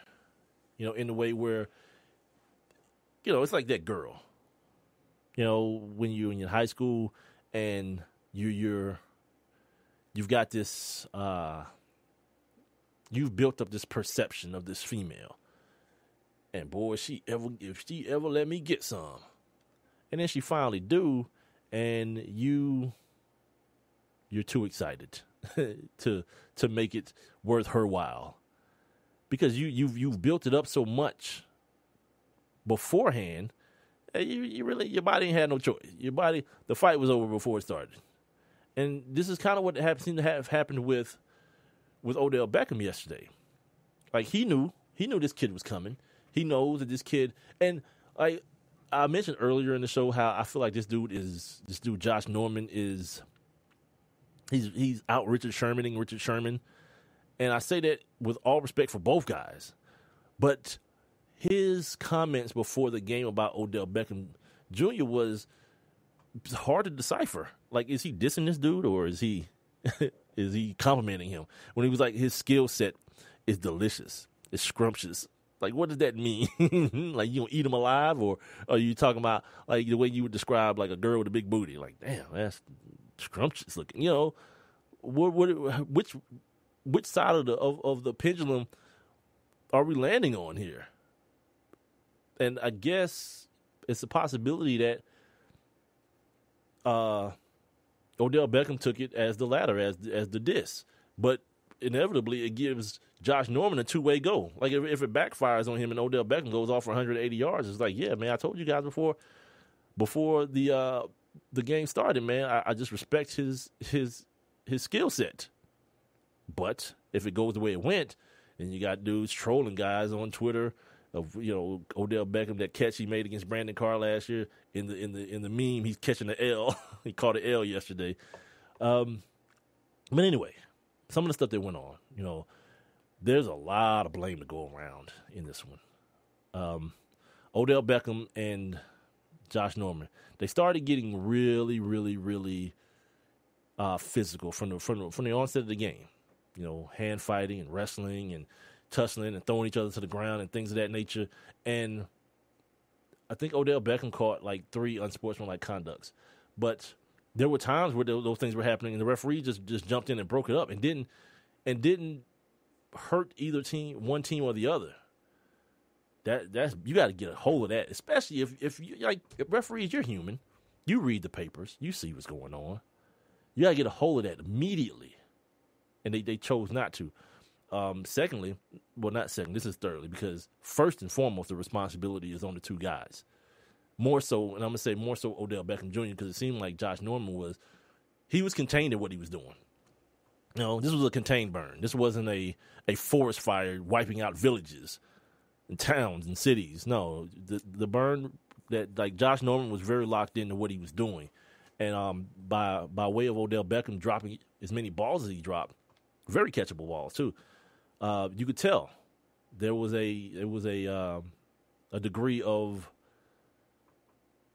he was pressing to a degree. So the more those things happened, you could tell he probably began to get a little bit more frustrated, dropping touchdown passes. The game was out of hand at one point. And this kid Josh Norman was getting the best of him. So the play I want to talk about, all the wrestling and all that kind of stuff, and these dudes grabbing each other's face masks. All right, whatever. Oh, sorry, the blame game is going on. So those two guys, the refs, and then Tom Coughlin. Like, Tom Coughlin, I know the win is important. I know you got to have this win, and Odell Beckam Jr., without question, gives you the best chance to obtain your ultimate goal. But at what cost, man? At what cost do you say, I need this kid in the game, need this kid playing in the game the way he's playing, more than aiding in the in the safety of another player. Tom Coughlin says, talking about why he didn't pull Odell Beckham from this football game. He says, quote, because I didn't take him out because I wanted him to play the game, end quote. Quote, he's got to learn at some point how to deal with some things on the field. No, I'm not willing to deal with the penalties. I'm not willing to deal with anything. I want him out there to win the football game. But again, he's on our team, and he made some mistakes today. And I'm hoping he'll recognize that and learn from it, end quote. Well, the other thing you do is you put the other guys' money in harm's way, because now, like, you got to win these games, these next two games. Of course, you had to win the one yesterday, which you end up losing anyway. But now Odell Beckham has been suspended for a game. So what are your chances of winning the next game against the Vikings, which Adrian Peterson has an ankle injury as well, but I'm not sure how serious it is. Your chance of winning the game against the Vikings is going down too, because your best player is now going to be at the house watching. So you made a conscious choice of what was most important. And the reason I'm talking about it, maybe in what may be considered to be like morbid terms, if you saw the play where Josh Norman, they're running down the field, and he kind of slaps him on the back as he peels back to the running play. And then he's standing there with his back towards Odell Beckam Jr. Now, Odell Beckham Jr. takes off like a bat out of hell and launches himself head first into the head and the side of the head jaw area of Josh Norman. Now, luckily for him, he kind of gave with the blow a little bit. You know, it still got him flush. Don't get me wrong, got him real nice and flush. But with the tenor, with the way the NFL is approaching or trying to act like they're approaching head injuries, that's one that could have hurt that dude seriously. He hit him from the side when he wasn't looking, and it was straight up helmet. It wasn't even like I'm trying to tackle this dude or block this dude and my helmet got involved. No, he launched himself at this guy. Something that could have killed him. Had he hit him right on the, just imagine the side of your neck and somebody just busting you with a sledgehammer on the side of you with a helmet on the side of your neck, on the side of your face. You know what I mean? He could have seriously hurt this guy, man, and that can't be a thing. You know, I'm the guy who's always talking about, you know, these plays. Sometimes you see these bang bang plays across the middle of the football field, and it's like, well, damn, you know, the dude saw him coming, and he kind of, that natural reaction to kind of clinch up caused his helmet to be in the striking path of the defender's helmet. But in this case, nah, Odell was frustrated and he was mad about, you know, the competition getting the best of him. And they suspended him for a day or for a game. I don't know, man. I don't know what's enough or what's not enough. What I do know, if I'm on his team, it's gonna be hard for me to, like, if they don't make the playoffs by one game, or if they lose one of these other games, these next two games, and it causes them not to make the playoffs. That's a tough pill to swallow, man. I remember when my boy was in the league. This was like 10 years ago. Nah, I wasn't quite 10. It was a little bit more than 10, as a matter of fact. And he was an undrafted free agent. And he was with the Jaguars, and they were making a playoff run. It was the year that, you know, they could have actually Mark Brunell year. They could have made it to the Super Bowl. And he was like, Mike, it's dudes around here that are doubling their pay with this playoff money. The money that you get from your check stops. Your check from your team stops at the end of 16. But then you get their playoff money, their bonus money. He's like, dudes is doubling their money for the entire year on a long playoff run. That's just how serious this is for cats going to the playoffs and not going to the playoffs. Even if you don't think you're going to win a championship, so what? Get two of those games under your belt. Carolina got two of them under their belt last year. The one at home, and then the next week when they lost to I think it was Green Bay, or was it Seattle? Not sure. It doesn't matter, you know, as it relates to my point. So anyway, and just the aftermath of this thing, man, where last week everyone was telling you how Odell Beckham Jr. is the best wide receiver in the NFL all year long. What have I been saying? Even around here in Atlanta. When the Julio Jones stuff was happening in those first couple of games, I was like, yeah, man, but y'all got to pay attention, man. This dude, Antonio Brown, is for real. It's a thing. For real, for real. And then, Ben got hurt and he had to catch balls from Mike Vick and it just wasn't the thing, and Landry Jones. But now, yeah, that Mike Wallace thing is for real. Not Mike Wallace, I'm sorry. Antonio Brown thing is for real. Oh, yeah. And in the same breath, Odell Beckam Jr. and Julio Jones, they're in that same class. But last week, everybody was on Odell Beckham, best wide receiver in the NFL, best wide receiver.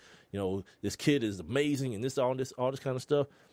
This week, after what happened yesterday, everybody's mind has flipped. You know what I mean? So here's something that's funny. Josh Norman made a comment in his post game. He talked about being happy that he pulled the mask back. Going back, kind of piggybacking what I just said about, him being the best and a good kid.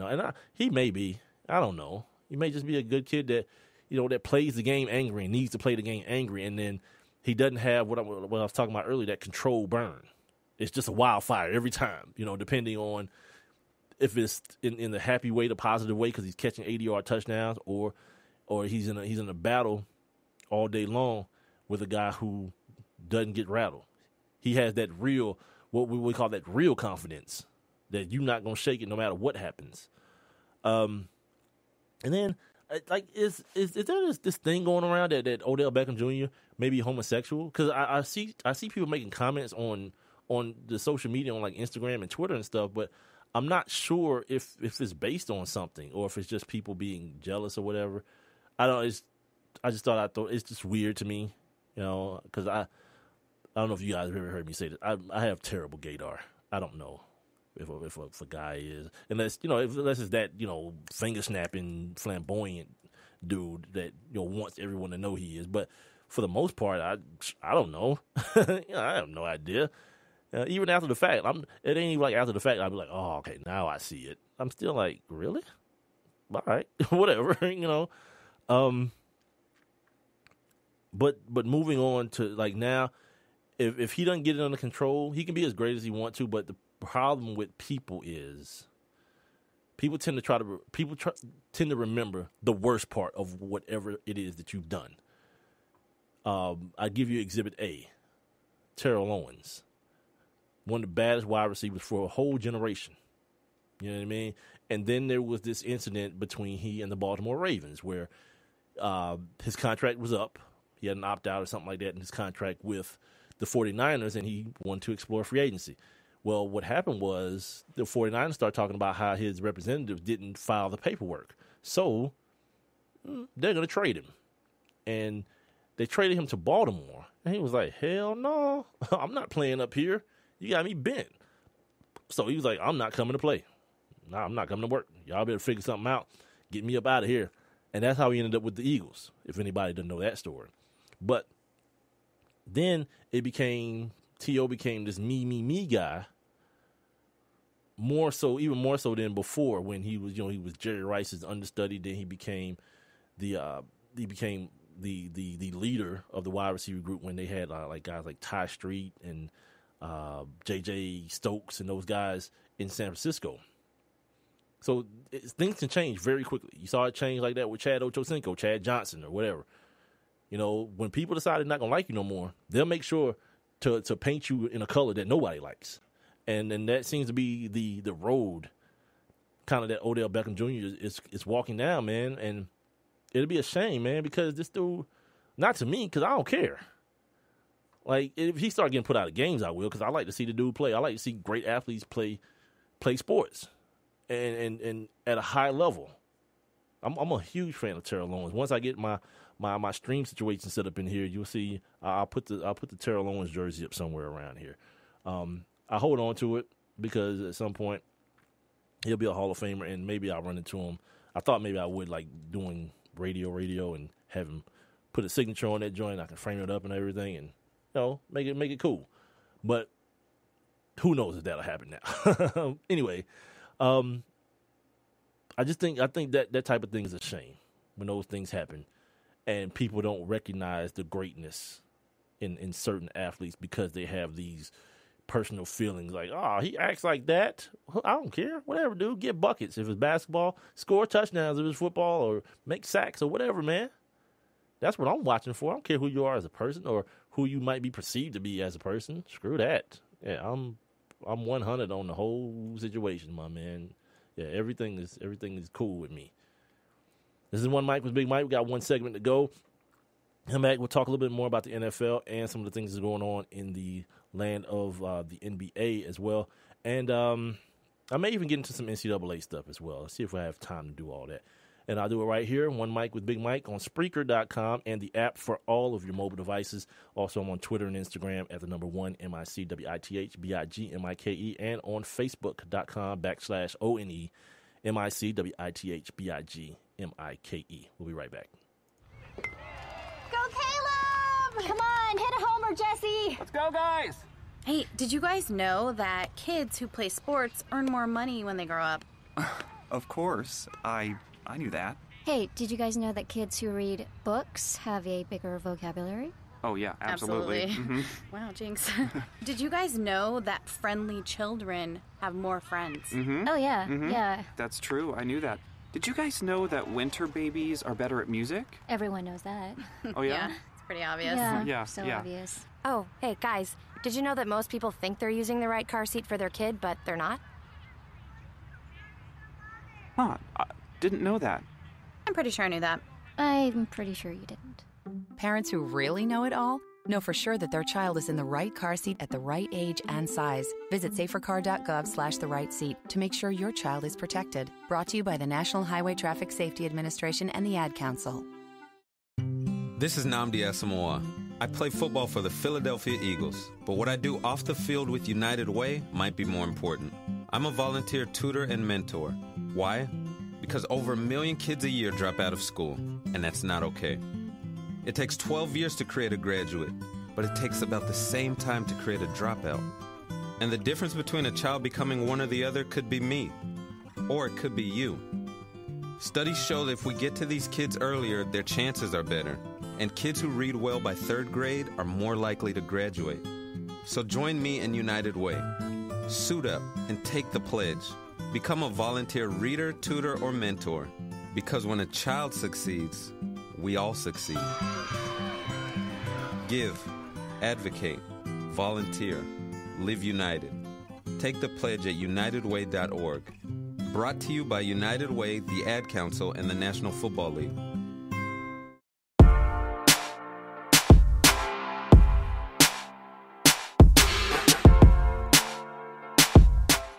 Welcome back. Last segment of the show, One Mic with Big Mike. Appreciate you guys for joining me. Everyone who's taking the time out to listen every Monday through Friday, 7 to 9 p.m. right here on Spreaker.com and the Spreaker app for all of your mobile devices.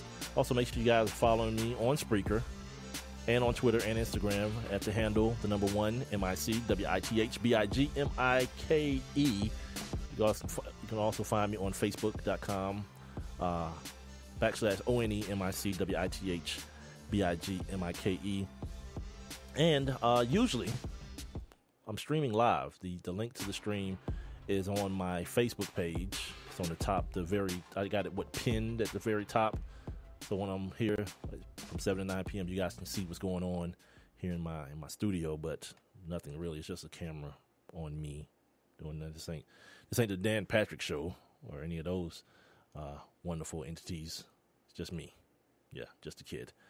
You know what I did the other day? I saw for the first time TMZ Sports. I don't know if you guys know about this, but they do a show on Fox Sports 1. I think I may have even talked about it on the show. And it comes on at like midnight, but it's 9 a.m. Pacific time. So I hadn't really seen it yet. It's been on for, I think, a couple of weeks now, and I haven't seen it. But I saw it the other day, and it's not what I thought it was going to be. To be honest with you, I thought it was going to be a kind of a hodgepodge of sports talk and the TMZ angle as well. But really, it's just TMZ, and they do what they always do. They follow dudes around with cameras and ask them crazy questions and get quotes from them. And then 3 dudes talk about their quotes. You know, the black dude, Van, and 2 other dudes They just talk about it in like this tri-box, this triple box thing. It's really kind of basic. You know what I mean? I thought it was going to be some sort of advanced version. I enjoy TMZ because I'm not really up on all the pop culture stuff, but the show itself, the way it's I guess the concept is funny to me. Like all these like normal looking people that sit around and comment and critique the richest, most quote unquote beautiful people in the world. It's like such a microcosm of exactly what America is. You know what I mean? Like we don't have that life, but you know what we can do? We can talk about it and criticize it. Yeah, and it's fun. And then the voiceover guy is hilarious to me. I don't know who that is. I keep meaning to look it up, but he's mad hilarious to me, man. He does a wonderful job at that. All right, so we talked about Odell Beckam Jr.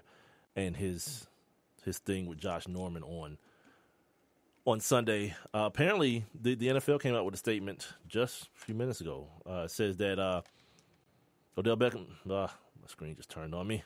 Odell Beckam Jr. has been suspended one game for violations of player safety rules, and it talks about him being a multiple violator of the rule. So he'll appeal, and God knows with the NFL how that'll turn out, because this is a team, you remember Ndamukong Suh, so this is a team that is vying for playoff position. They do have the name of one of the top NFL market on their helmets. So we'll see. We'll see how that whole appeal situation works out for old ODB, the old dirty bastard, Odell Beckham.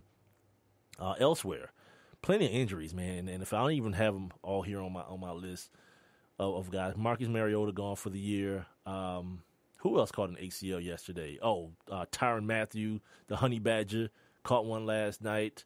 Talked about Adrian Peterson with the ankle.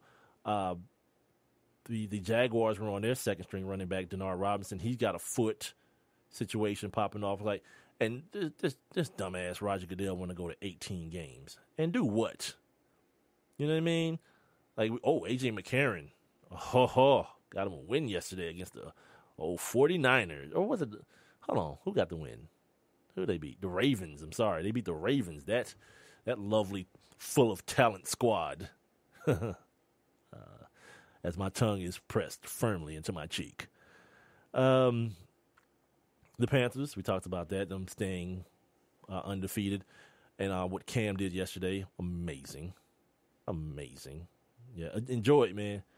Enjoy it as long as you can, because I talked about it last week. Greatness is fleeting, man. You know what I mean? It's not something that's constant. Go talk to Peyton Manning.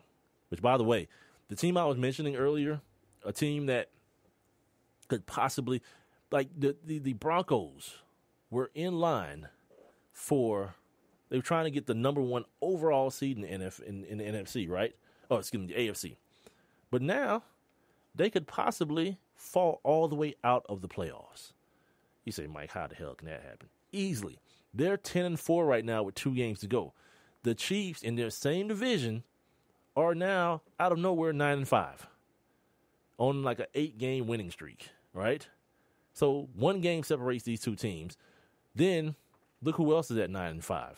Oh, Todd Bowles' guys, the Jets, sitting right there waiting at 9-5. So if you move the Chiefs over, let's say the Chiefs went out, Broncos lose out with Brock Osweiler, the Brock Wilder as they call him, right? And the Jets went out, because I don't think any of these 3 teams play each other. So there's a possibility of that happening. Well, the Chiefs will be 11-5, the Jets will be 11-5, and the Broncos will be 10-6. And the Houston Texans, let's just say they went out, whatever. They'll be 9-7, but a division winner hosting a home playoff game for the first round, which would have the Broncos, John Elway, Peyton Manning, Gary Kubiak sitting at the crib chilling. After this team, that might be an even more epic fail than I was going to say that in the Falcons, but it's not. The Falcons are in a league of their own at this point. What's going on in this TV with these Hawks?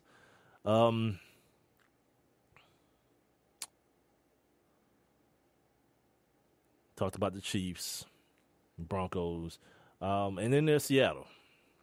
Seattle sitting at 9-5, reeling them off, boy. This damn Russell Wilson.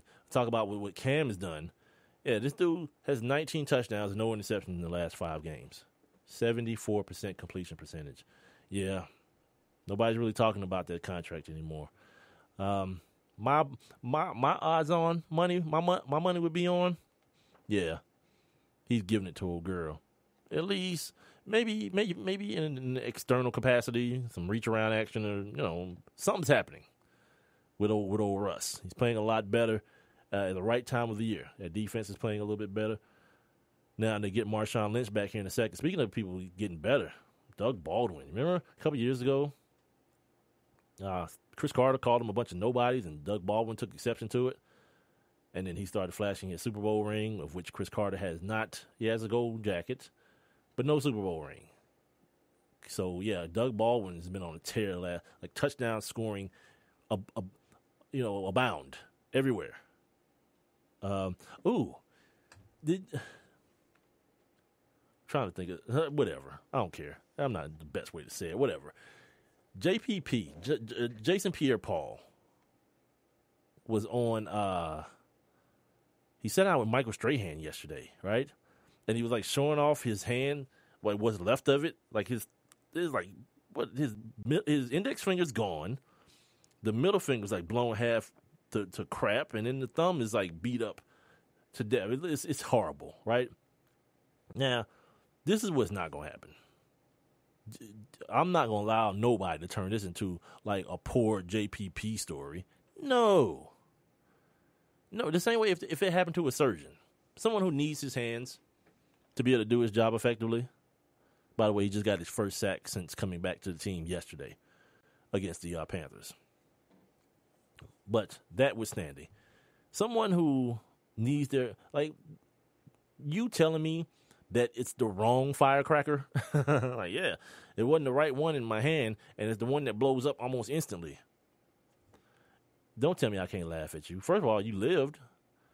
And, I do have a little bit of a, theory that if you die doing something stupid, if it appears to be funny, I can laugh.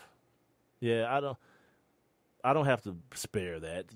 If you do something like those, I don't know if you guys have seen this HBO thing on Real Sports where these dudes have these flying suits on.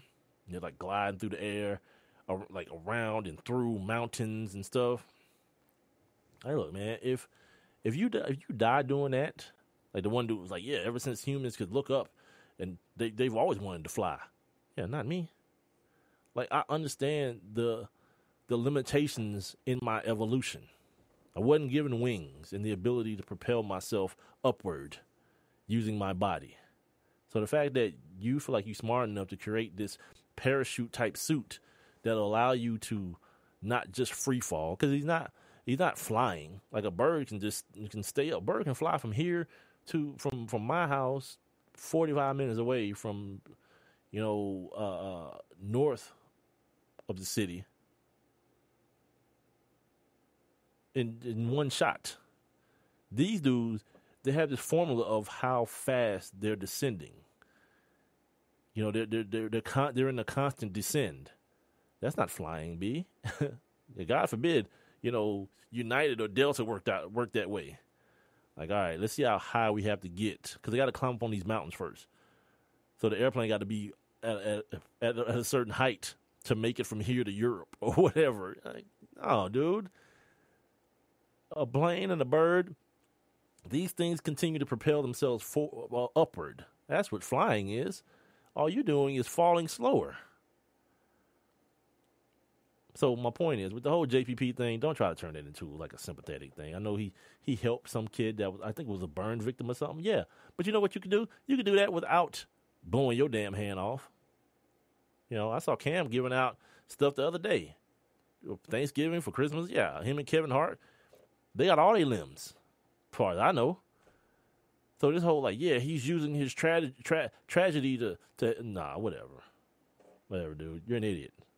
You're an idiot. If people say he could have died, well, he didn't. And even if he would have, don't be an idiot. Just don't do that. There's certain things that you can live without. Holding firecrackers in your hand, definitely one. And you'll hear from me the longer I do this show. We get around to these summer holidays, 4th of July, in a few days, New Year's Eve, when you idiots want to walk outside and shoot your guns up in the damn sky like you don't understand what gravity is. Yeah, you're idiots too. I wish there was a way the bullet can come straight back down, through your damn head, because every year you hear a stray bullet. One year as a kid sitting in church playing a PlayStation or whatever it was, or DSi or whatever it was, bullet came through the damn roof and killed somebody's baby from an AK-47. Yeah, so you'll hear me talk about people being stupid a lot during these times when people feel like it's the thing to get outside and shoot guns. Hell out of here, man. Do something constructive with your life. Pay some money and go to a range. So anyway, speaking of people doing stupid things that you can laugh at, Lamar Odom, apparently he's walking now or taking steps now, whatever. Again, you can't laugh at that. If you go to a whole house and overdose on blow for whatever reason, I can laugh at you. I know his circumstances. I know the circumstances with his kids and all that kind of stuff, but people go through tragedies a lot. You know what I mean? But they don't have the money and the resources. Like the same money he was paying for the blow and for the hookers, you can also pay that money for some help, if you choose to. Because if I know your situation with your kids, the what was it, his daughter that he lost, you know it too. You know there's a problem. Be a man, just be an adult, man. I feel the same way about that as I feel about dudes. And man, I ain't never had no father in my life, so this why I act the way I act. Shut up! I don't need to hear it, because now you're grown. Now you're a grown man, and if you don't know anything, you know what not to do. Start there and then build. If your dad was an alcoholic and a woman beater and all these kind of things, and a serial cheater on your mom and all this kind of stuff. Well, if those things hurt you because your mom was hurt by him, how about you don't do those things? Yeah. You just you do the opposite of the things that made you feel the worst. But maybe that's too much like good sense. I don't know. Apparently, the Cowboys have found their fourth starting quarterback in Kellen Moore, the kid out of Boise State, the lefty. Matt Castle was pulled in Saturday night's game against, who the hell did they play? The Jets, Todd Bowles' guys, right? And in the way the Cowboys do the things that they do, yeah, yeah, close but no cigar again. It's the worst team ever, man. And the fact that Jason Garrett is okay. Full disclosure. I used to be a big Cowboys fan, and I say used to be because once I realized that Jason Garrett wasn't going anywhere, and I'm not the dude, again, I'm not the guy that's going to say this person needs to be fired. That ain't my gig. So I just kind of denounced my fanhood. And on the positive side of all that, it helps me do this better. You know what I mean? Like if I don't have a rooting interest in anything, I'm just watching games. Yeah, I can be more objective than a fan of a team would be. You understand what I'm saying? So with that being said, I think Jason Garrett is an empty suit. I think he has he's been over his head for a long time. And I heard somebody say this the other day. Like people would consider this to be like some sort of conspiracy theory, but the year Wade Phillips got fired, I always tell people, watch the play calling. I feel that dude sabotaged Wade Phillips to get fired because he got tired of waiting and because he was the coach in waiting. They paid this dude as an assistant. Jerry Jones paid this dude as an assistant the way a head coach would be paid, just to be the next guy up once Wade Phillips was gone. And he ended up, setting Wade Phillips up to be fired and got the gig and repeated 8-8 seasons. And then they got, a situation rolling last year when the running game and everything was clicking the way it was supposed to be last year. fell short in the playoffs with the Des Bryant near non-catch. And now you have this. A team who, without their starting quarterback, like everybody. Did you just not hear me say A.J. effing McCarron stepped in and that team won a ball game yesterday. These dudes have trotted out 3 dudes this year. And the one that they got was the one where Romo came back. And I think they got another one. The Cowboys got one under, I don't know, Castle maybe got one. And then finally Jerry Jones said something about it the other day. Like, I don't understand how that happened. How is the time management, the situational management from our coaching staff that terrible? Well, who cares now? Who cares at this point? But that's my whole thing with the Cowboys. And then you got this whole DeMarco Murray thing where everyone's wondering, whoa, what a big mistake from the Cowboys. Now look at DeMarco Murray. The system is so different, and he's a downhill guy because every run he got was up the middle last year. Come on, man. Let's not be foolish. This dude had 400 going on 500 carries total touches last year. Come on, you can't trust that. The Eagles were foolish. I don't think the Cowboys were. The Cowboys' biggest mistake was not in this running back rich draft getting one. Feeling like Lance Dunbar and Darren McFadden and Christian Michael and all these dudes were going to be able to do something who have really done nothing previously. Like Darren McFadden's playing all right, but have you noticed how he doesn't have any burst? Those legs are heavy. Every time he gets to the open field, he gets caught. Used to be a time where that never happened. Yeah, DMC was out. But, Father Time is undefeated. And the big mistake for the Cowboys where they did not address the situation in the draft. So now, this is where they stand. But the DeMarco Murray thing, re-signing him for the money that he wanted, like dudes got like little money, like Mark Ingram and those dudes, but a couple dudes got like nice money. Shady McCoy, who's now injured as well, add him to the list. He got a knee. DeMarco Murray and like one other back. Adrian Peterson redid his deal. But then nobody, Frank Gore and Ryan Matthews and Mark Ingram and these dudes that was in that free agency pool, they didn't get broke off like that. And, I think the Eagles are stuck with this dude for at least another year because of the dead money that if they cut him, it's just going to be too expensive not to have him on the football team unless he act up too much, like, on the T.O. situation, which I'm hearing that's starting to happen, on some he want to go back to the Cowboys type stuff. For what? You're more beat up now. Like, for every carry, every one more carry that you get, it's like a car, but you drive it off the lot. Every mile that you drive off the lot, I don't give a damn if it's highway miles. Give me that crap. There's still miles.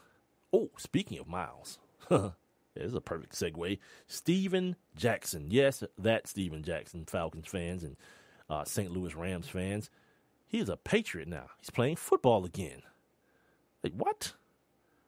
Yeah, dude. Yeah, that's weird. That dude is playing football. I put something in my notes that said definitely ain't 2007. Oh, for the Patriots, yeah. Because remember at the beginning of the season after the whole Deflate Gate, wait a minute, I need to go somewhere and kill myself for saying that word. The deflated football controversy that happened with the Patriots, everybody was like, watch what happened. You watch. Undefeated. It's going to be just like 2007, except we're going to win the Super Bowl because it's payback time. Well, you need players and bodies, and you have none. Monty Ball, Steven Jackson.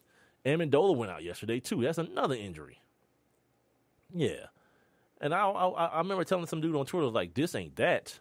Like, that team had a pissed-off Randy Moss on it. That's generational talent. Randy Moss, yeah, this probably ain't the same thing. Yeah. What's the boy's name? Not Amendola, the other one. The other little white guy that plays the slot for them. Gronkowski's, he's a beast, but he ain't Randy Moss. And now you're seeing, man, like, mortality is mortality, man. The NFL, And this team could definitely end up in the Super Bowl.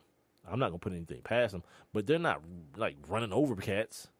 Like that year was like it was like, all right, here comes this Patriots steamroller.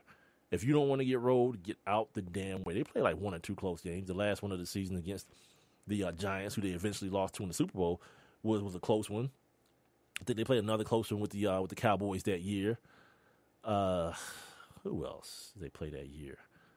I think they had like 2 or 3. Maybe New Orleans. Maybe they had a close one with them.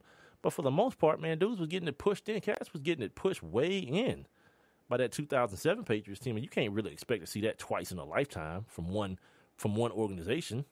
Stop the madness. And finally, in the NFL, with the NFL stuff, apparently Matt Stafford's wife, the quarterback for the Detroit Lions, they're playing tonight on Monday Night Football against the New Orleans Saints.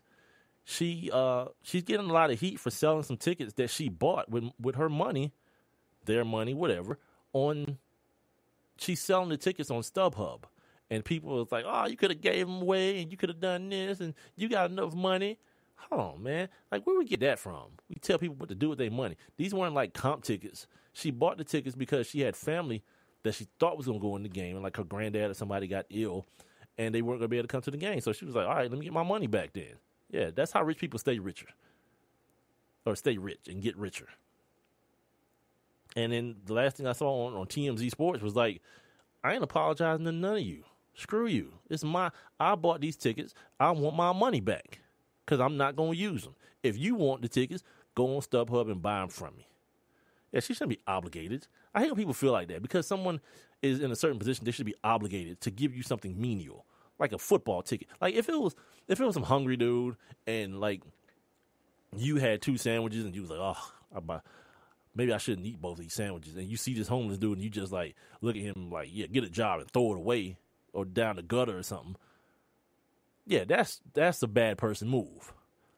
But if you just like a regular person who says, I bought this thing, whether you bought tickets or you bought something from Walmart or something, that's the same thing. Like if you buy, you buy like a bread maker from Walmart. You're like, I don't want to make no damn bread. You gonna take it back to Walmart and get your money back. You ain't gonna be like, well, I don't want this bread maker, so just find some random person to give it to. But somewhere along the line, people feel like this white lady should be catching all kind of hell for the fact that her husband had $100 million contract, and she wants her, a couple $100 back for the tickets that she purchased. Y'all need to go on with that, man. That's why the social media stuff don't really do it for me all the time, man, because it's where the idiots just kind of toil and sit back and wait to be outraged by something that there's no outrage in that. There's absolutely no outrage in that.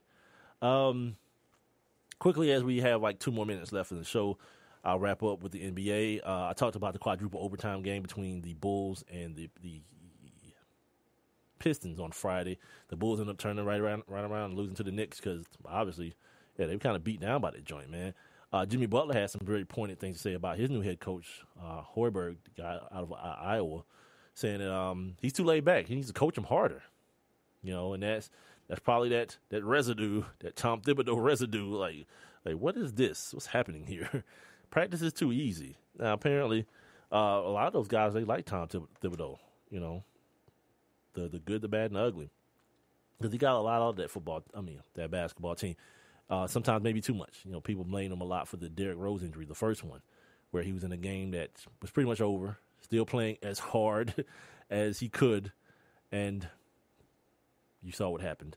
The Warriors took care of the Bucks in a close one, a lot closer than was anticipated after they lost their one and only game to them. The Bucks hung in there on Friday.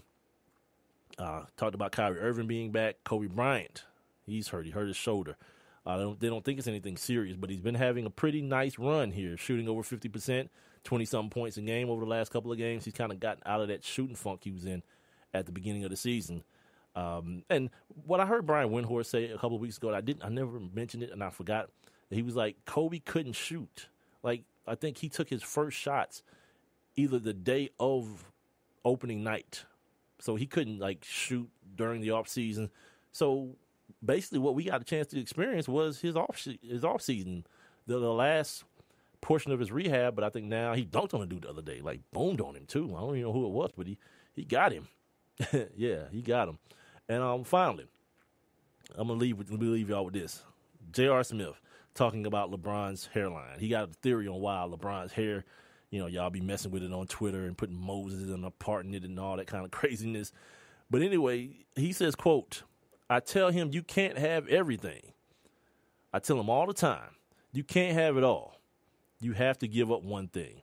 And it just so happened, it's your hairline.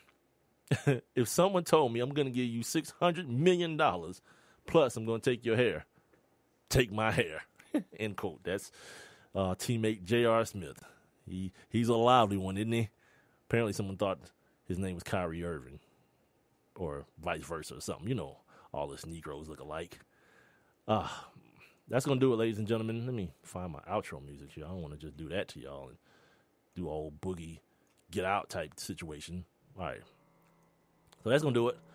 Thank you guys for joining me. The Monday edition of One Mic with Big Mike. I'll be back hopefully tomorrow with some more goodies. I got some stuff on Tom Brady I want to talk about for tomorrow, man. And I want to also try to get a guest on tomorrow to talk to me about this concussion movie. I'm going to reach out to the NFLPA, the Atlanta chapter, as well as one of the former Buffalo Bills that I got a number on.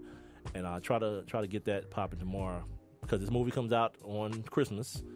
And it's supposed to be a little bit of a game changer as far as the education and the knowledge that the regular public is going to get on chronic traumatic encephalopathy, head trauma, things of that nature. So we'll try to do all that tomorrow as we ease on into the holiday season. My dad's birthday, and my guy Mark Cooper, his birthday is on the 23rd. He shares a birthday with my dad, so we'll get into all that. This is One Mic with Big Mike. Spreaker.com is where you've been hearing me, and where you are hearing me, make sure you tell a friend to tell a friend to tell a friend. I'm also on Twitter and Instagram at the number one MICWITHBIGMIKE. That's for Twitter, Instagram, and Spreaker, and Facebook.com /ONEMICWITHBIGMIKE. We'll try to get the stream back up tomorrow as well, so be looking out for that. I'll see you guys tomorrow.